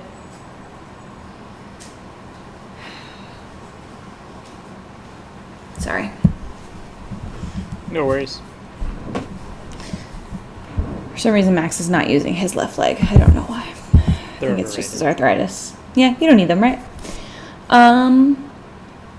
Where did we come back? Her face. Tony Oh, yeah. Collette's face as we. So the shot is, she's walking into Peter's room, but we're on her face, and we see the horror build upon her face before we see what's going on. Yep. God, that was so good. Sorry, I just wanted to okay. highlight that. It was great, and then it flashes to him with the ants and everything, and it flashes back to her, and suddenly she's soaked, like she took a shower, and I was like, I don't know what's going on. Real quick, before that happens, she wakes up, and essentially she's where she was standing before with the same face, but Peter's like, right. Mom, what are you doing? And there's no ants anymore. You're right. And she's like, what happened? What's going on? She's like, you're sleepwalking again. And she's like, oh, I'm sorry. And this is right after that huge argument, right, where they left things on real shit terms. But I'm gonna love this part. Sorry, I'm gonna steal this. Go for it. She's just like, I didn't even want to have you. just like dropping some fucking truth bombs right now. And he's like, what do you mean? She's like, I didn't want to have you. And she's like, I really tried really hard. And he's like, well, what do you mean what you tried? She's like, everything they said not to do, I totally did, trying to have a miscarriage. And he's just like, you tried to kill me. And that's when he's covered in wetness. You're right. And she's just like, I just wasn't ready to be a parent. And then you see the match light up. And it's so fucking great scene. It was so well done. And I'm like, holy shit, what the fuck's going on right now? Yeah. And then you just hear drop, and then the huge woof of like loud fire. And my surround sound sounded great. Just like woof, just bass kicked up in that fucking scene. God, that was good. Sorry. It was really good. No, it was a great scene. And then she wakes up. Yeah.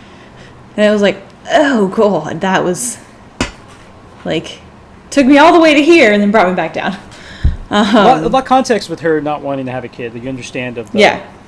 She looks, first off, Toni Collette, I think she's a gorgeous woman. Absolutely. I do think she is older. Mm-hmm. But man, her hair looks great in this movie. Yes. I don't know how you felt about it, but I felt like her hair game was on point throughout this entire film. But anyways, you know, not wanting to have a kid, she's super scared, totally understandable. I don't know how young she had him. It's weird, right? Because she does seem like she's older, so maybe she had him in her 30s, potentially, something like that. Maybe, yeah, she does. That could be a good, yeah, I think so. But just like some real shit she's just knocking out right now. But it's interesting when we see the context of the events of this whole movie, her not wanting to have a kid, you wonder if that's like a subconscious defense mechanism. Yep. Very possible. Maybe. But anyways, go ahead. So a lot of shit happens to Peter in this second act. That's sad. But after this dream sequence, she wakes up and she's like, well, I'm going to do the seance. I'm like, oh. Yeah, real quick, let's just do it, man. And it's like, why? And then she's chanting in the bathroom. Like chanting the words. The on the paper, right? It just, yeah. I don't know how it would look like to you. It looked like to me like they ripped a magazine out and just wrote some yes. shit on it. Yes. But I don't know. Like, it was weird. We never get a good look at it. It was very weird. And then she's suddenly waking Peter up, like, real close to his face, right? The screen is very zoomed in on just their faces. And she's like, I have to show you. And he's like, what the hell? Right? Like, they just had this huge argument, and it scares the crap out of him. She's waking him up, and he's like, okay, I guess. Yeah. And then she goes into their room, wakes up Steve, and there was a funny, like, frame in this where Peter's standing in the doorway and is like, I don't know, because Steve looks at him like, what the hell? They go downstairs, and she's kind of frantic, like a little bit manic. Like, very much like she's having some sort of mental breakdown. Yeah. no, I need you to do something for me. I need you to do something that's totally gonna work. I know you're gonna think I'm crazy, but just stick with me, bear with me. We're gonna totally do this. Yep. It's gonna be awesome. You gotta trust me. You gotta trust me. And so she's like, everybody's got to be on the table, and we got to have their hands. And, then Steve realizes what's going on. He's like, we're not doing this. And she's like, oh, fine. She's like, you got to think, you got to concentrate. And they're like, on what? And they're like, on Charlie. And then Steve's like, oh, shit. Yeah. And he's like refusing, and she's like, oh, fine. And she throws the chairs away, just drags this table across the floor. We'll do it here. Whatever. And grabs their hands and is like, you just got to think about Charlie. You got to think about Charlie. And then she starts talking to Charlie. Charlie, are you here? Charlie, are you here? She puts their hands on the cups, and she's like, can you please just show them, if you're here, move the cup any little bit. And the cup goes, phew, flying. The cup fucking moves, man. That thing was aggressive. It was. It moved like halfway across the table. Yeah. And then Steve and Peter are like, oh, shit. Understandably freaking the hell out. A real quick note would be that when she was trying to describe them to do it, Steve's like not about it, but Peter's kind of like, oh, okay, let's go. Like, like, all right, let's give it a shot. Like, maybe I'm tired, but I'm down. I'm down to go. Let's do this. He does say that. He's like, yeah, I'll do it. And then I don't want to miss anything. There's so much shit in this scene. So then she pulls out the notebook and is trying to get Charlie to write on the notebook.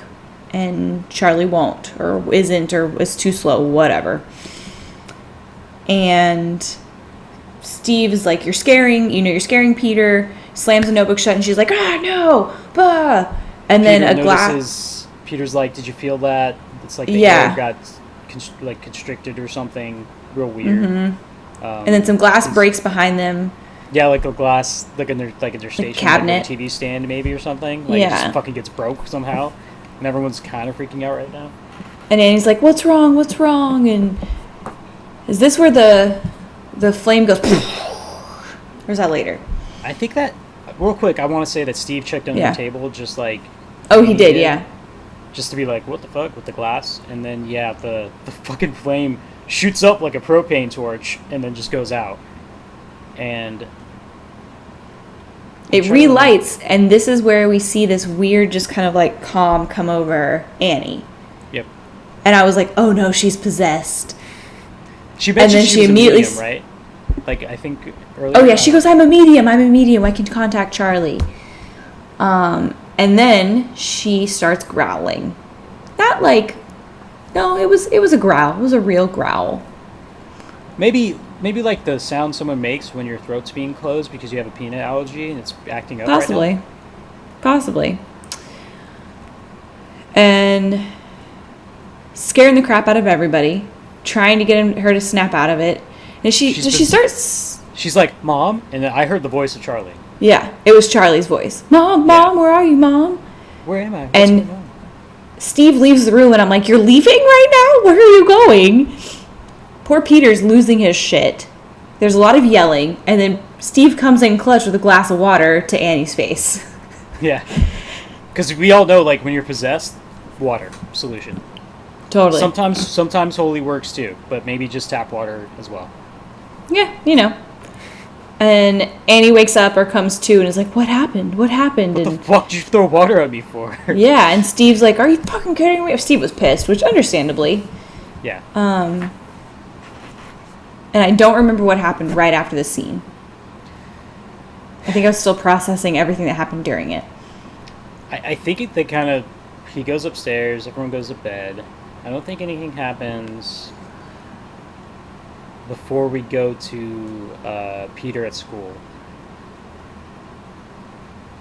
Right? Because at this point, Annie still thinks she did something good. Yes, right? That's right. She's excited. Yeah, let's go ahead and follow Peter then. So Peter goes to school, and he's sitting in class, and they're talking about government, and there's a glass cabinet next to him, right? And he sees the little blue light, the little blue zoomy light. And it zooms to the left of him in the glass, and he looks at the glass, and he's very obviously, like, frowning and kind of distraught and still struggling. Yeah. And his reflection in the glass smiles, like, just eerily at him. And it stays on that face for like a full, 45 seconds, minute, something like that. It was pretty creepy. Yeah. This is where he stands up, right? I'm trying to remember. Oh, he's like, I gotta go to the bathroom. And then... Does it click? I think he hears the click. He's like... And then he does. Out. That's right. Yeah. And then he loses it. And he stands up, and then the guy's like, what, Peter? He's like, I need to go to the restroom, and that's it. Yeah. I don't think and this is where, well, we'll follow Peter, actually. Yeah, let's keep following Peter. Yeah. So then at school, he's sitting outside at lunch looking like he's a hot mess. Maybe another day or the same day? I can't remember. I think it's a different day. But freaking Joan is standing across the street yelling like, I compel you, and weird words that are, I don't even know. Expel you from your vessel. And she's repeating some of the words that are on the walls, by the way. Yep. I did recognize that, yeah. Yeah. But it's weird because all the other noise around him gets filtered out, and he can hear Joan clearly, almost like those acoustically designed rooms in like museums and stuff, where like you whisper from one end to the other and you can hear it clearly, but you don't hear anything else around you. It was a really cool effect, and you just see Joan across the street. I expel you from your body. Get out. Just like doing some weird incantations, and he's just like looking left and right, like, what the fuck's going on right now? Like, poor guy. He was having a rough day. And all through this, he hears clicking. Like, every once in a while, he just hears it, right? Or he wakes up in the middle of the night and he hears it. But then, there was another day where he was smoking weed. Yeah, and starts to choke. He starts to, like, choke and freak out, almost like he has a peanut allergy. And his friends are like, dude, it's just weed. Chill out. Yeah, man. But then... I like the conversation. Did you hear their conversation? Oh, their conversation's ridiculous about Facebook and, like... she calls a princess. Yeah, did you hear Billy? He calls his girlfriend princess. Who the fuck calls their girlfriend princess, dude? And he's like, I know. And then one of them's like, I'd take a college princess. And I'm like, oh god. Oh god. High school boys. I was one of them. And I know. That's believable. All of it's believable. Did I call my girlfriend in high school princess? Yes, I did. Did you really? Not to other people. But to herself, yeah. Yeah. Like to her. Okay, well, that's fair. Then the kind of big thing that happens to poor Peter is at night and then at school. Make sure to do the night thing before then, though. Oh, was the night thing first? I thought it was. He doesn't have a fucked up face during the night. You're right. Okay, so one of the nights he wakes up and hears the clicking, he sees Charlie in the corner, and her head fucking rolls off of her body. But then it's a volleyball. Yeah, it's there. It's just the actress playing Charlie in the black corner, which was great. They do so well with lighting in this movie. They do. Like having something in the background, but you can still see it, but it's kind of out of focus. And then she's just standing there, and he's like, Charlie? Yep. And then her head goes forward, and then looks like it's going to fall off. But the minute it gets out of the darkness into the light, it's just a volleyball. Yeah. It was a really well shot scene. I was like, I don't know how they pulled that off, but wow, that was good. This is where the dog starts losing its shit. The only other time you see the dog doing anything. Yeah. Something's in the room, dog's not happy.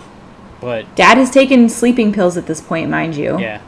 Sleeping in the living room because fuck Annie. You know, like. Yeah, he's pissed at Annie. He's like, 2? 3. Yeah. You know, fuck it. I'm gonna need that third one. And then amid all this barking, right, Peter's freaking out, and then somebody's hands come through the headboard of his bed and start to like try to pull his head off. Yeah.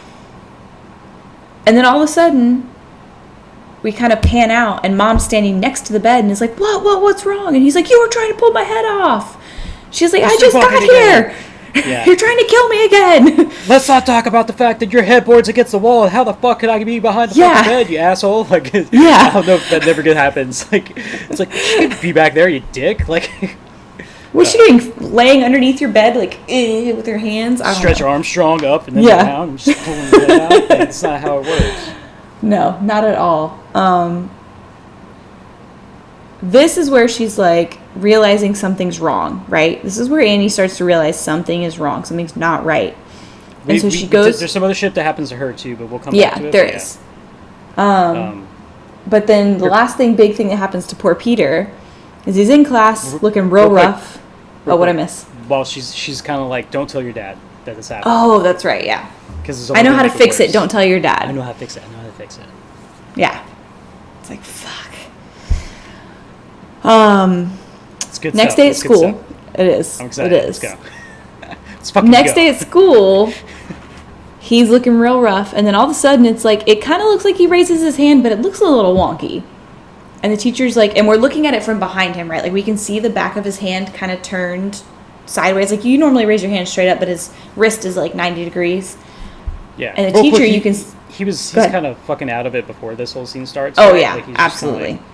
Just like a lot of shit's been happening to him. And so Yeah. it looks like it's all weighing on him. But yeah, go ahead. Yeah. Sorry. We see the teacher's face kind of like, Peter, are you okay? Like, what's going on? Oh my God. Hot chick looks back and is like, oh. And Peter looks like his eyeball's about to pop out of his head. And he's like, his neck is all wonky. What it looked like to me, and I don't know if I can get your opinion. It looks like he is tying an imaginary noose around his neck and lifting it up.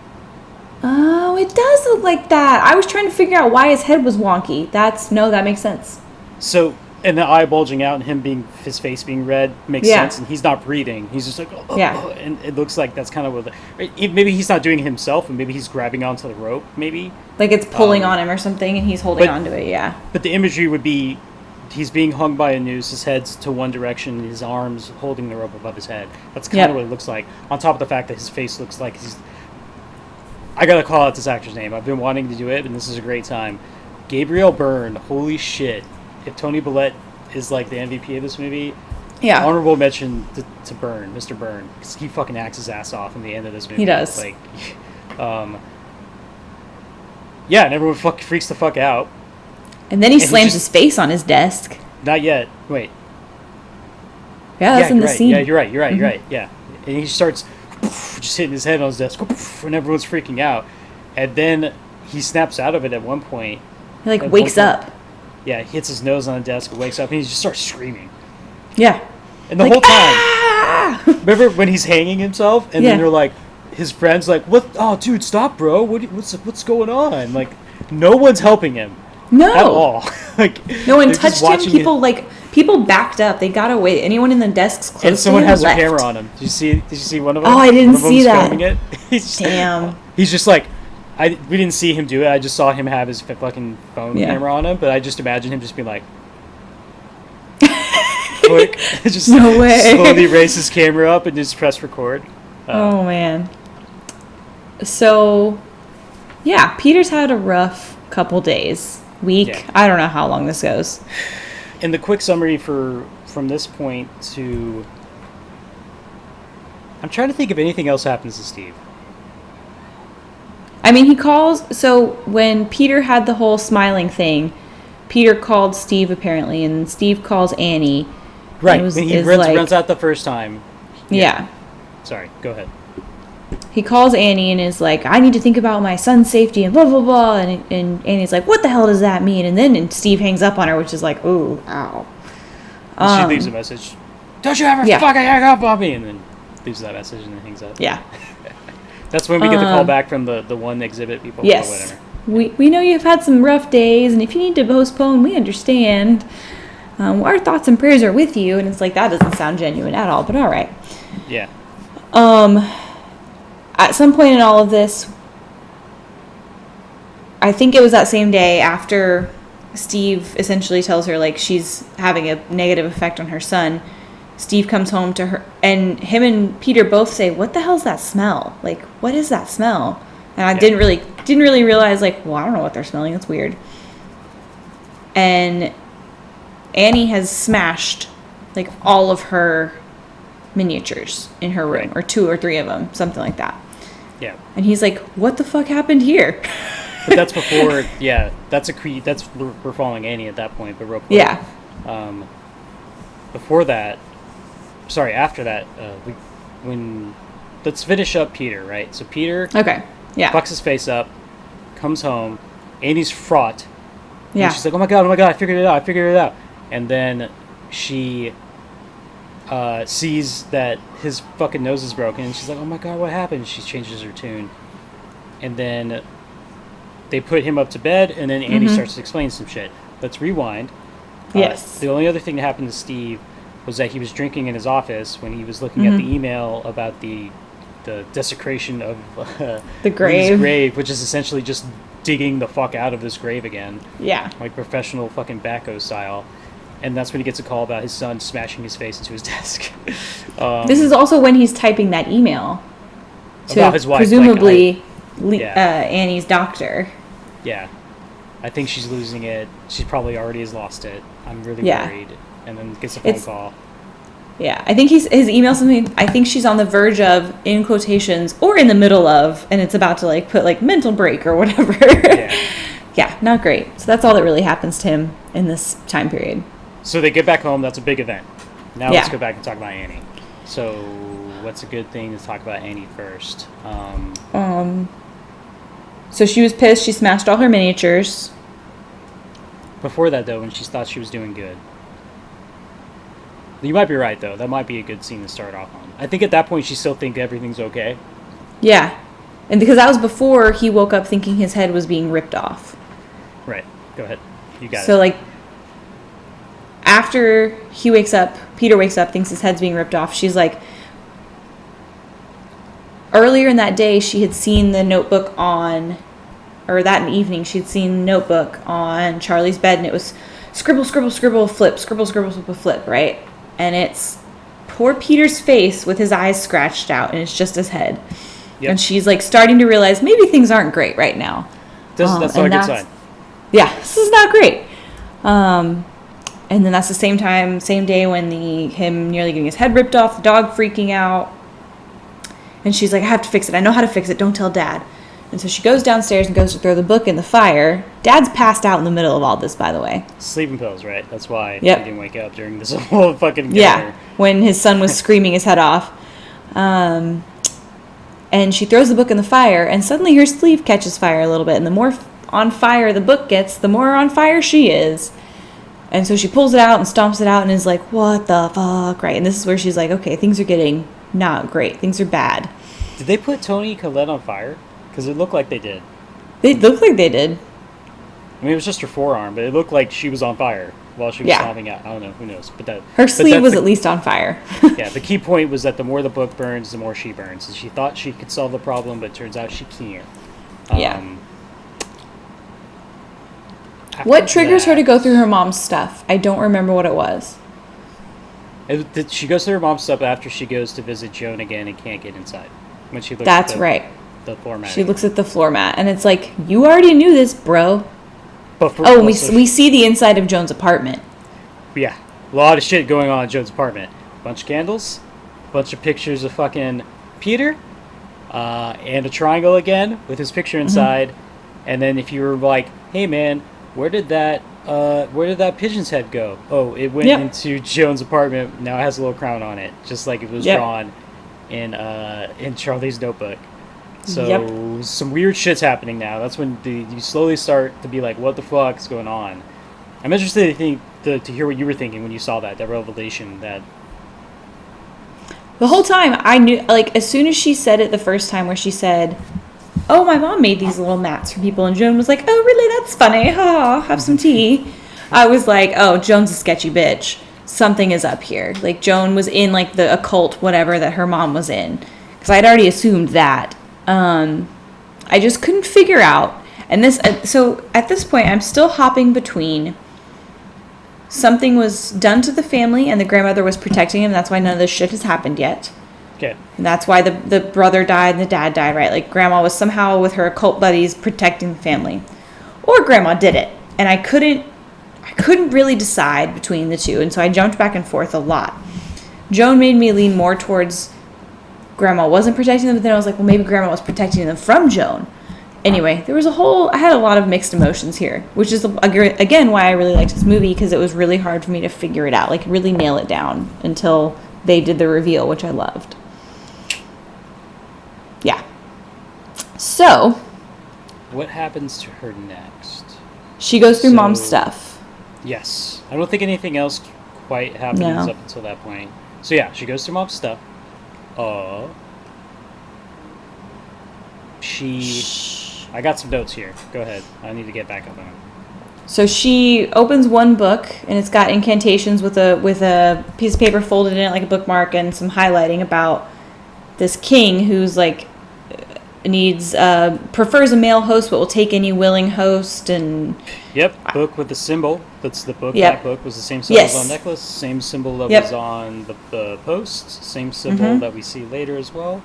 And payment. Mm-hmm. King Payment needs a male host. The host needs to be susceptible. Mm-hmm. And a key thing, to the conjurer goes the riches, was one key little thing I remember reading. Oh. See, I was trying to read it really fast. I should have just paused it. But then she throws that to the side. King Paimon needs a male host to be brought to this world. The host needs to be susceptible and weak. Mm-hmm. I feel like beating your face into a table is a pretty susceptible point. Yep. And to the conjurer goes the riches. And if you remember that note that you talked about earlier with Lee telling her daughter, it will all be worth it in the end. Mm-hmm. That's kind of where you start putting it together. So she sees those incantations, and that's where you start, us as watchers probably start putting some pieces together. But the key important thing to her was the photo album. Where she finds Joan's fucking pictures. And I was like, I knew it! So she finds pictures of her mom, Lee, with Joan and her coven. I don't know what they're called. Merry Band Worshippers? of Miscreants. Yeah, Merry Band of Miscreants. That's fair. And she's like, what the fuck? And I don't know what made her open the attic. I don't remember. But this is where she's carrying that damn thing around and she goes to open the attic. You're right. I can't really remember why she goes to the attic. But she does. What it might be is there's just regular pictures of her family, regular pictures of her mom hanging out with Joan. You know, yeah, it's fucked up. You should have told me you knew my mom. But they're just hanging out, pointing at each other's photos. You know, like, oh, you, yeah. But then there's that weird scene where Lee has like a white dress on. Yes. And there's like a celebratory photos taken, and like they throw coins at her and shit. And it's like, this is fucking weird. And I wonder if she thought those were taken in the attic. I think it was because she sees a picture of her family picture. But she sees a picture of her family picture somewhere. Yeah. Yeah, there's a family picture set up that they're kind of worshiping to. It's up on like an altar, if you will. And it shows Steve and Charlie and Peter in that photo. It's not very specific. We know, but like, maybe that's why. Maybe that's where the photo is upstairs. That seems weird in the attic. Maybe that's where they kept it. It's not up anymore. It's a bad picture, so they just threw it up in a box in the attic. Either way, fans, she goes up in the attic. Yeah. And when she opens the attic, it's like flies everywhere, and she retches a little bit, like it smells horrible. I'm like, well, there's the smell. Yeah. How did nobody else notice this? Like, why is this not a problem? Don't know. And as soon as there were flies, I was like, oh, dead body. Damn it. That's where the body is. And so she gets a flashlight, and she finds the body, and understandably throws up a little bit, and then kind of figures out it's probably her mom.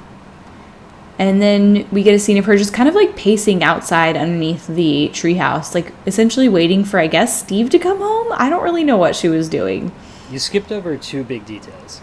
Okay, go for it. Three. Oh, wait, there's a blood symbol. Three big details. That's one of them. The blood's written in blood. It's the same symbol we've seen in the book, and it's the same symbol that we've seen on the telephone pole. It's the same symbol that the necklaces are made of. Yep. One big thing. Second big thing. Grandma's body is in a dress, a white dress. Oh, you're right. Almost like a gown, with the same fucking symbol stitched into it. Detail number 3. There's 4 details. She's also in a triangle that's been etched into the attic. I didn't even see that. There's sand and there's a triangle. So she's on sand and there's a triangle surrounding her. Detail number 4. Lee's head is gone. Oh, that's right. Yes, she's headless. So there we go. This is all the same day that poor Peter smashes this face in. And so this is when they come home, they put Peter to bed, and Annie's going crazy. She's like, I can fix it. You have to let me fix it. I can make it. You just have to go see what's in the attic. I just found it. And I'm just, she's upset. And she's like, you have to go look. And Steve, to his credit, goes, okay. Okay, bitch. I guess. Like, he's By the way, incredibly patient through this whole thing. Yeah, totally. I've never seen an attic need to be pulled down by a hook on the side. And so instead of having a little stringy. Right, you have a hook, a pole with a hook that you put on the side of the hallway to then put into a ring to pull down the stairs to the attic. And it got, I don't know if you watched it, but it got a little awkward because it took them a couple more seconds more than it should have to kind of hook that ring. Yep. And I wonder if he's like, shit, like the actor, like, fuck, god damn it. Like, probably. But I thought it was fun. Yeah. And he, understandably, is upset when he discovers that there is a dead body in the attic. Bugs again, right? Bugs again. Yep.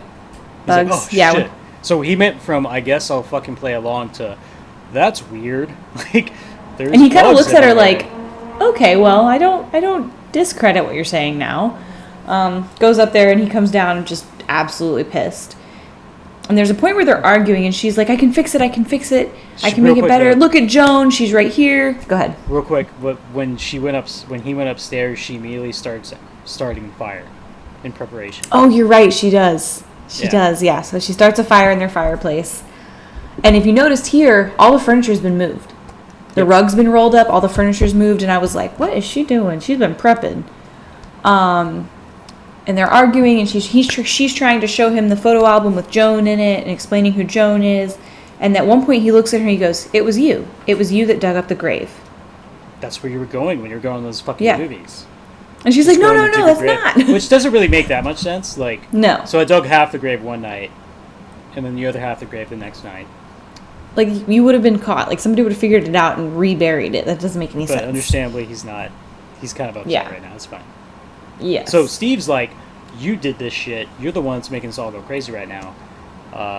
You're delusional. But she's kind of putting a good case. Like, she tells all the Joan stuff. It's like, she betrayed me. Something's wrong. I fucked up. I made a mistake. But essentially, whenever she realized Steve doesn't believe her, she's like, look, I want Peter to be safe. And right now, he's not safe. And the only way to keep him safe is to burn this book. But it's gonna kill me. Yep. But wait, she says something when they're arguing. I don't know if you caught this, but she says, I something to the effect of, I knew there'd be a price when we saved her. And I wondered if something was wrong with Charlie, and she made a deal with her mom to save Charlie, and that's where this all stemmed from. Interesting.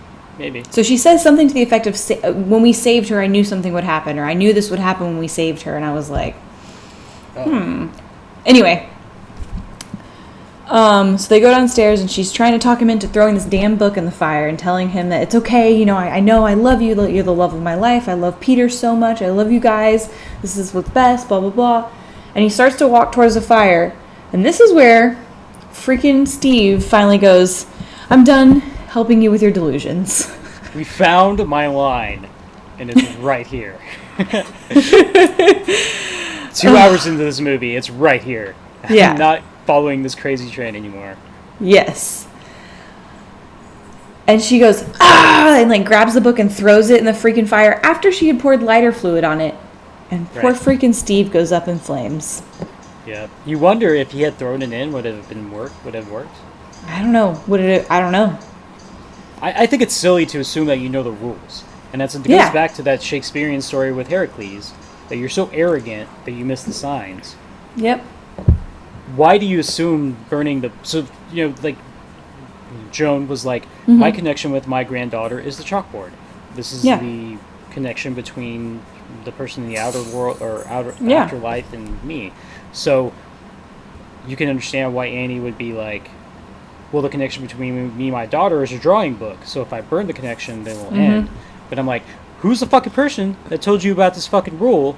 Oh yeah, that one bitch that's been deceiving you this whole fucking time. Yes. Maybe we should think about how this might not solve our problem. So after she found the book and the frame, the images, the pictures, I immediately started to finally say, okay, you're just playing right into their hand. Everything you're doing is playing into their hand. Nothing's fixing any of this. Yep. And so then Steve is dead. On fire. Poor guy. On fire. immediately. Just Yeah. And then part of me is like, can we trust the narrator, which is a thing in novels, an untrustworthy narrator. But in this sense, it's a little bit different because movies we have multiple perspectives. Can we trust what we're seeing when Annie puts the lighter fluid on the book? Yeah. Could it potentially be that she just put the fucking fire on him? That's fair. And then his house on fire. Either way, she threw the book in instead of her burning Steve. Yeah. Also begs the question: if Steve had done it and threw the book in the fire, did that set her on fire and everything would be fine? Question mark. I don't think so. I think we're well past beyond the inertia. The inertia is too strong at this point. It's already well beyond. Oh yeah. So he's on fire. He's on fire. We get another light effect, if I remember correctly. You're right. And suddenly she's not her. Yeah. Annie is not Annie anymore. Yep. And then we cut to... Peter starts waking up. But there's a scene where we look onto the house in the dark. And it looks like there's people outside. I don't know if you caught that. You can kind of see them out there. Maybe. Makes sense. And then we cut to Peter. In the treehouse yet? I think there is. Yeah. The treehouse has lights. People are outside. Shit's happening. Peter's awake. Or waking up. He's in pain. He's having a bad day. Yeah. Nose is fucked up. And, man, there's so much shit that happens here. Okay. So, Peter's waking up. He's in pain. And it's like, it's nighttime, but, like, nobody's checking on him, right? And he's like, what the hell? And I think there's a noise. But also... He goes to sit up, and his mom is, like, on the fucking ceiling behind him, scrambling around like a bear crawls on the ceiling. She's just sitting there in the corner of the fucking ceiling. Yeah. Just hanging out. And he's just, like, kind of figuring out what the fuck's going on. He sees the lights in the treehouse. But you pan out, and you start to notice her eventually. I don't know when you notice her, but you do notice her. And she's just, like, propped up on the fucking corner. Just like a fucking Gila monkey. Like Spider-Man or something. Yeah, just like about to pounce. And she's just hanging there, not moving. And he's just kind of looking the other way. And the whole time you're like, I was focusing on her. The entire time I'm like, 100%. What the fuck? And he's just kind of like looking. And then he finally like kind of starts to look that way. Or looks another way. I think he looks right. He looks the other way, we see her bear crawl across the wall out the door. Just like, but there's no noise. No. And then he looks back in the corner and no one's there. And he's just like, he's like, Mom? Dad? The fuck? This whole... Oh, I love this part of this movie. It gets so fucking crazy. Go ahead. It does. So then he goes into his parents' room. He gets up, goes into his parents' room. I don't remember if we see anything weird here. I don't think we did. I don't think we do. I don't even think we go in that room. But he shuts the door. No, he just looks into it. He heard a noise. He heard a noise That's in that right. room. And then he shut the door. Just be like, fuck it. I'm shutting the door. Good call. I'm like, fuck it. I don't want you coming. Whatever happened there, I'm going to leave it in there. Then he goes downstairs. And he's like, Mom, Dad, where are you? He goes down and he notices the burned body on the floor. And he's standing there and I think he's figuring out it's his dad. And again, another fucking spider monkey scene. Because of the ring. Oh, that's right, because of the ring. His dad doesn't have a head. The whole time I'm kind of like, you wouldn't smell a burned human body? Yeah, you would smell it. I remember his nose is fucked up. Oh, that's true. Yeah, you're right. Because I thought that about the dead body upstairs. Anyway. He fucking broke his nose on the table. Like, it's probably not functioning too well right now. I get it. It probably smells like blood, to be honest. Yeah. Go for it. So, Dad doesn't have a head. He's a burned body in the middle of the floor. Spider monkey fucking mom. Camera pans up. She's back in a corner again. But we see her face this time. Yeah. This time we do see her face. That is Toni Collette in the fucking corner. Yeah. Just about like... to fucking pounce like a fucking vulture and shit. Yeah. And then... you hear, and like a closet door opens, I guess it was a closet. Creepy blonde dude from earlier is now naked, standing there for no reason. Smiling. Why is he naked? Same goddamn smile. Just like, hey, what's up, dude? Like so happy, and it's like, welcome why are you naked? Party. Like, just... And this is where Peter comes to his senses and is like, fuck this shit. And is running. Spider monkey mom pounces. He runs upstairs. Go ahead. Real quick detail. But she's in the so if he's looking at the dad, she's in his back right corner. Mm-hmm. He looks left. Yeah. To his left, sees the door with the naked man. That gives enough time for Mom to spider monkey her way to get in you're right. corner of the room, which would be in his left corner. Mm-hmm. And that's when you say he realizes shit. He looks right back at the corner, the opposite corner. But we see, for the camera, we see that she's not there anymore. And we're like, where the fuck is Mom? And then she's out of the corner and just sprints at him. And that's when he's like, oh shit! And just starts fucking running. Yeah. That was a great shot because I didn't notice her at first. I was like, and she just comes out of those fucking shadows, just fucking sprinting. Yeah, I didn't notice her either. He goes running, and the attic had been left open. So he sprints just up to the attic and pulls the attic closed behind him. And You fucking mouse. You puppet. like that's what they wanted you to do, bro. You asshole. Mom is glued to the roof, on her knees, banging her head against the attic door. You're not selling it. So he runs upstairs, pulls that fucking shit. She's screaming like a fucking monster. Yeah. And then they have a lock in the attic. Weird. It's weird that there's a lock in the attic. Great for this situation. You're like, okay, thanks. Like, I'm glad we installed that shit. Like, there's a lock so no one can pull the fucking thing down. Yeah. And he's like, Mom, stop it! You're scaring me! Mom, stop! I'm sorry. We keep hearing a bam, bam, bam, bam, bam, bam, bam. And then if you're real keen, you're like, where the fuck is that bam coming from? I thought she was hitting it with the pole, honestly. That's the only thing that makes sense, is that she grabbed some pole and was hitting the fucking attic thing again. Yeah. But then we get a camera pan down, and she's on her hands and knees, defying gravity, and just banging her fucking face against this fucking attic door. No blood. At a really scary pace. Just like, bam, bam, bam, bam, bam. I was like, in the theaters, I was like, oh my fucking god. What is going on right now? Oh shit. Fuck. He starts, he's freaking out to the point that he's like, Mommy, stop, Mommy. And this whole time I'm like, who's in the attic with him? Oh my god, who's in the attic with him? And it finally stops. It goes silent. And that's when he realizes, there's candles in here. What the fuck's going on? And he sees where Grandma's body used to be, there is a pile of sand with a person's outline. His picture with his eyes scratched out. It's like, what the fuck? Yep. And then he turns around and sees 3 more naked people. Yep. Just standing there smiling at him. Dicks and lips just hanging out. Just out in the air. Who cares? And then there's this really creepy noise. I don't even know how to explain this noise. We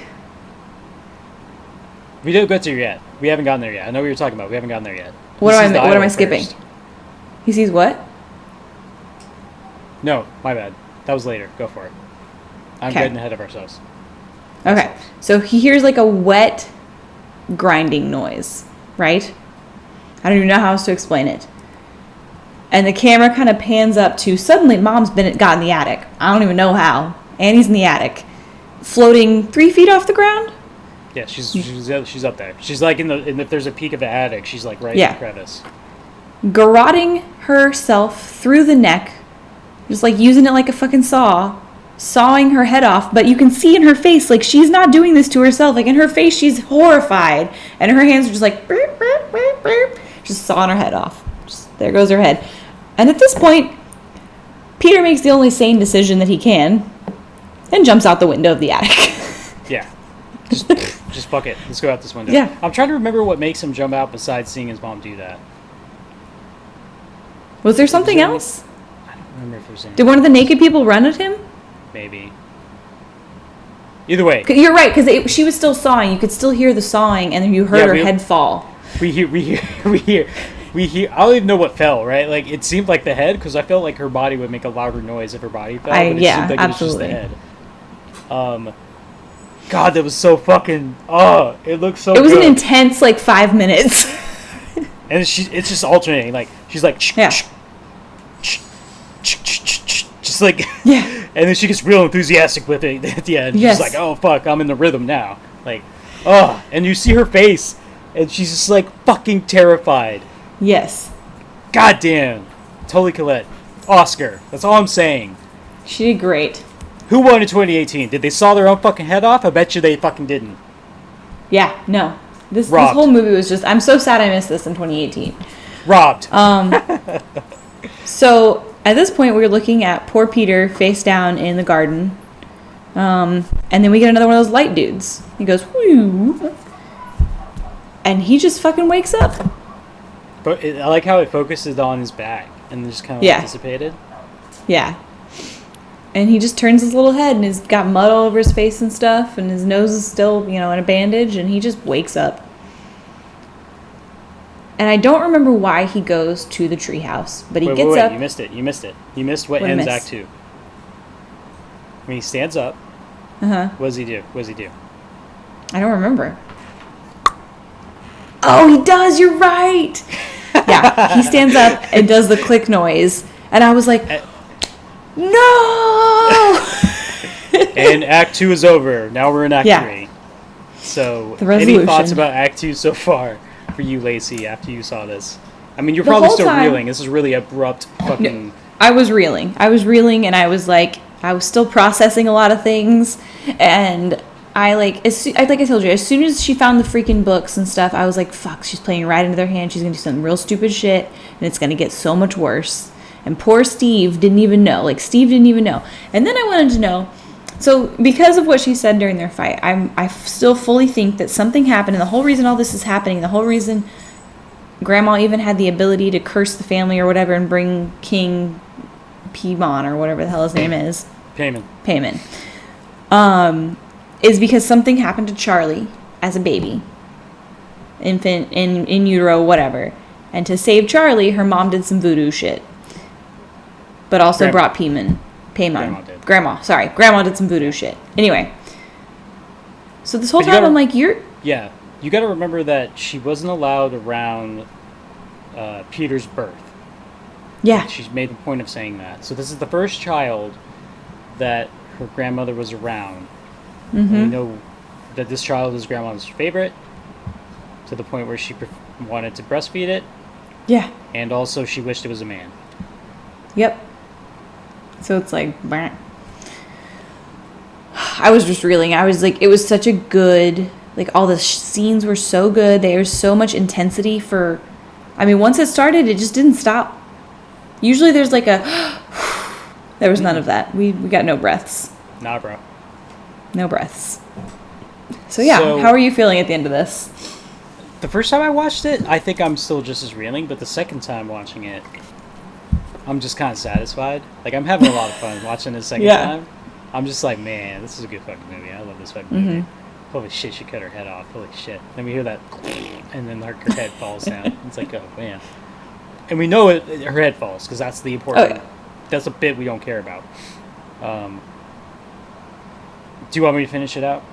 Finish it out. You got it. Okay. So, you've seen it twice, and there's a lot of information in this last, 5 minutes. He wakes up. We find out that now Charlie's spirit is in Peter's body. Mm-hmm. And he's out of sorts. You can imagine from being wherever the fuck Charlie was to now being in the real world again. We get a scene of a bunch of other random naked people hanging out in the yard and shit. Oh, yeah. some lovely full frontal nudity from very average bodies. Like, no one's attractive in these collections of people. They're just regular people. The dog's dead. You see the dog. Oh, yeah. R.I.P. dog. Don't even remember your name. And the reason Charlie goes up into the treehouse is that we see Annie's body float from the house. Oh, that's right. Up into the fucking treehouse. And I'm like, man, it was already fucked up, but we're still going fucked up. We have not stopped the fucked upness yet. And like the movie could have ended right there when he woke up and was like, but no, we're not done yet. No, we still got some shit. We still got some shit to go. So that's why I don't know. Yeah. That's why Charlie slowly walks to the treehouse, walks upstairs, and starts to look around. Mm-hmm. And we see a bunch of naked people kneeling, bowing in presence. There's only one dressed person, who I'm assuming that's Joan. Yep. We don't get a good shot of who that is, but I'm assuming it's Joan. You get like a little bit of a side of her face. It's her for sure. Slowly, Charlie turns to what they're looking at, and what they're looking at is this weird golden mannequin idol with original Charlie's decayed head on with a crown. And I think coins in her eyes. I think I saw that. Because you gotta pay the man at the river Styx. You know what I'm talking about? You gotta pay the river man. And again, the whole time, the actor just has the same face throughout all this shit and all this naked nudity. Deadpan, Just kudos to him. He looks at the idol and then looks down. When he looks down, he sees two other bodies kneeling directly in front of the idol. One would be his dead grandmother, who's decayed. Somehow the body's here and is kneeling. And then the next one is the fresh, dead body of his mother. And there's a pool of blood at the hole of her neck. Yep. Fresh.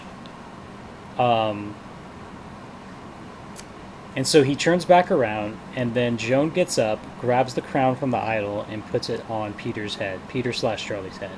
And we were focusing on Peter's face this entire time when we get the epilogue, if you will, from Joan saying, "Charlie, it's okay.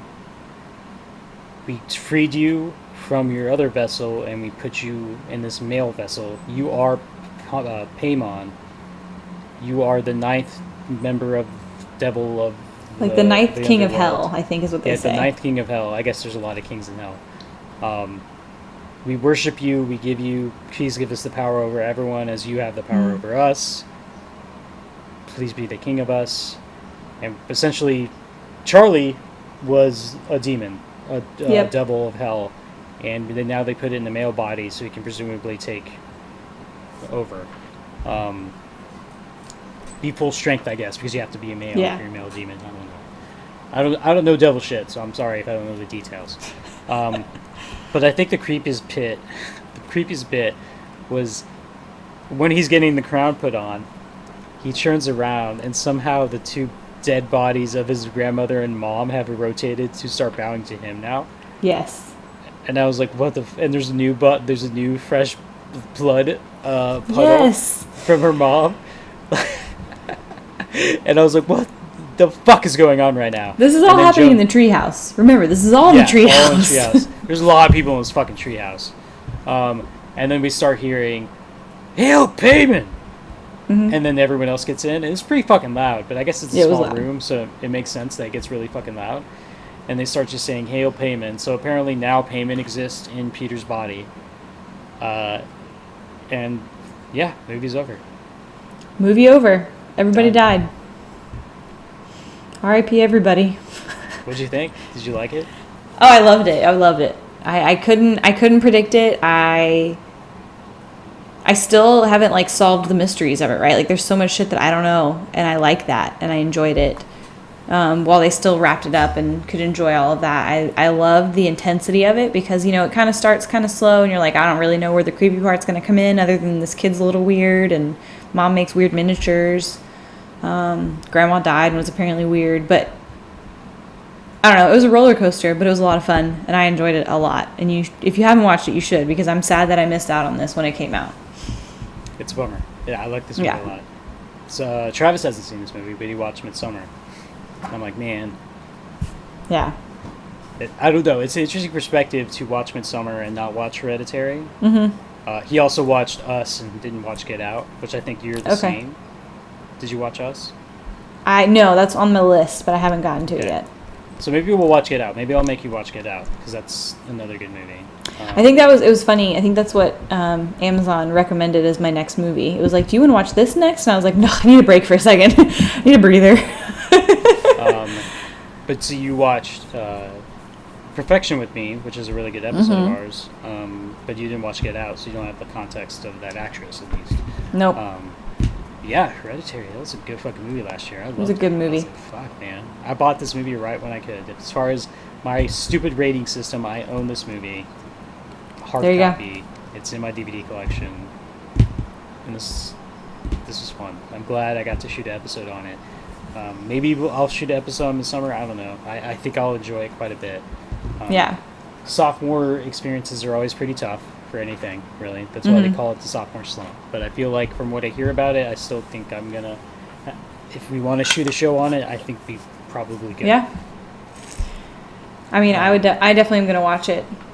I was already wanting to a little bit. I wasn't sure if I was going to go to theaters and do it or what, but after this, I definitely want to see it. I'm always down for a good horror movie. Yeah, I'm like Ari Aster. I like him a lot. Yeah. That's 2 movies of his.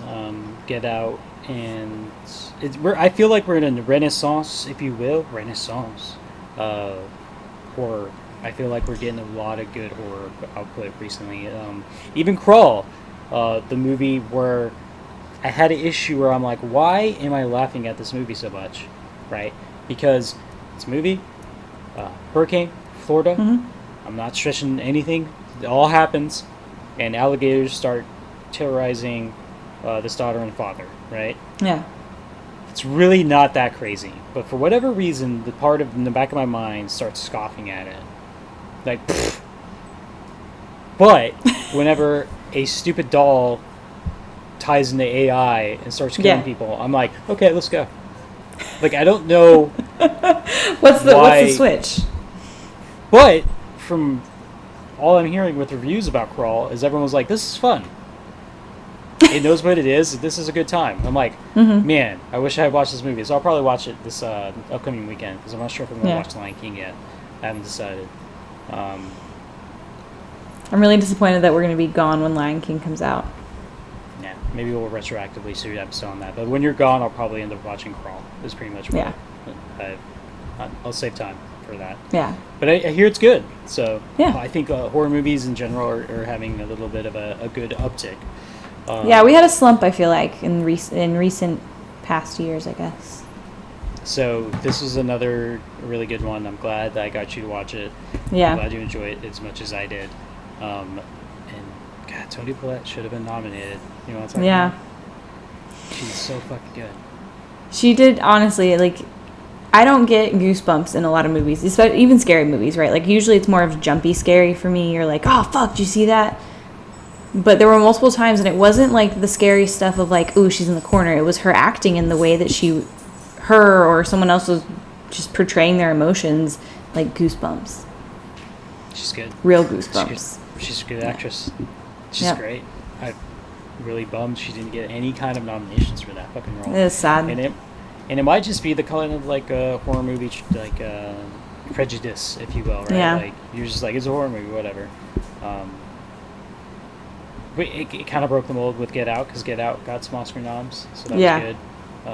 It was directed by Jordan Peele, so there's a lot of hype behind like this comedian sketch artist is gonna write a horror movie.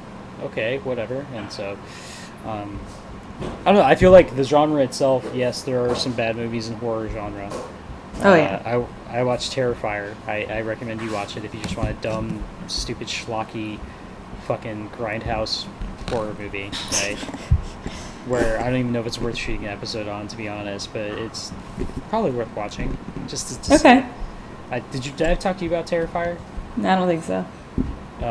Do you care if I ruin it for you? No, go for it. So the key scenes in that movie, one of the key things about that movie was he straps a naked lady by the ankles and then saws her in half. Now, which way do you think he sawed her? Oh, you told me about this. Yes. Yeah. So that's that movie. Yeah. I still think there's good bits of that movie, but it's a different kind of horror movie, right? Like, it's not a movie that I think is necessarily a good movie, but there's good parts of it where I can respect. But yeah, I think we're kind of in a horror renaissance. Yeah? It's exciting. I think that it's about time to kind of wrap this one up. Do you have any final thoughts on Hereditary? I don't know if you have any perspective from your perspective of not knowing anything about it really and then watching it. Anything? No, it was a roller coaster and I had fun. From my perspective, watching it twice, I do think it's worth watching again. I feel like with the knowledge that what you know, you start to pick up on and notice things the second time through. Mm-hmm. And that's why I bought it, right? Like I was like, I need to watch this movie again. yeah, Hereditary. Good fucking movie. I like this shit. Glad we could do Go this. watch it. I'm bummed we missed Midsommar, but this was a good fucking replacement. I feel like it's a good entree to Midsommar if you go watch it, which I'm going to watch tomorrow. I'm really looking forward to it. Boom. And then you're gone next week, so our series of The Rook, the TV series, will probably have a little bit of a break. We're going to have a new series I think I'm going to call The Lunar Cuts Presents. My friend Travis and mutual friend Colton shot a review episode on Midsommar, so I'll probably put it up on my podcast feed. I think that's what I'm going to name it, Lunar's Cut Presents. I haven't listened to it, so I don't know if it's good. It's probably great. I love those guys. But I was debating is it weird to have 2 episodes on my podcast feed talking about Midsommar. But I feel like if I end up shooting one on Midsommar, it will probably be fine. Because the way Travis does things is different from what I do. He's going to have a review, and ours is more of a discussion. Yeah, we talk about all the shit during the fucking movie. And it's probably going to be a lot longer. But maybe. We'll see. I don't know. By the time you watch Midsommar, if you even get a chance to watch it, I don't even know if it'll be in theaters for me to watch it again. So I might have to wait till it comes on deep Blu-ray, Like, wait till it comes out later. Which I'm fine with. Like, I'm fucking retroactively shoot one. I'm down with that. But anyways, again, while we close this out, thank you, listeners, for joining us on all these discussions. Yes. We're getting a pretty consistent downloads, which I'm excited about. A bunch of people in the U.S., a few in the U.K. Again, if you ever want to email us, please reach out to thelunarscut@gmail.com. We'd love to hear from you guys. We'd love to hear what you have to say about the show. Any questions, comments, concerns. Please rate us. That helps out a lot on the podcast services and whatnot. And we're glad you enjoy hanging out with us for long times and all the stupid tangents and reactions that we have for all this silly shit. Oh yeah. I'm just have too much fun. Like that's the reason why I kind of started this. I love to talk about movies after I watch them, and the people I love and trust and know. I love that I can kind of bring in to talk about these things. So I'm still having a lot of fun. Episode 17. Woo! I'm in a bit of a rhythm, kind of getting into it. And yeah, thanks for everything. Any lasting words, Lacey, before we cut out of this shit? No, thanks for having me on again. Of course. You're more than welcome. And we're out.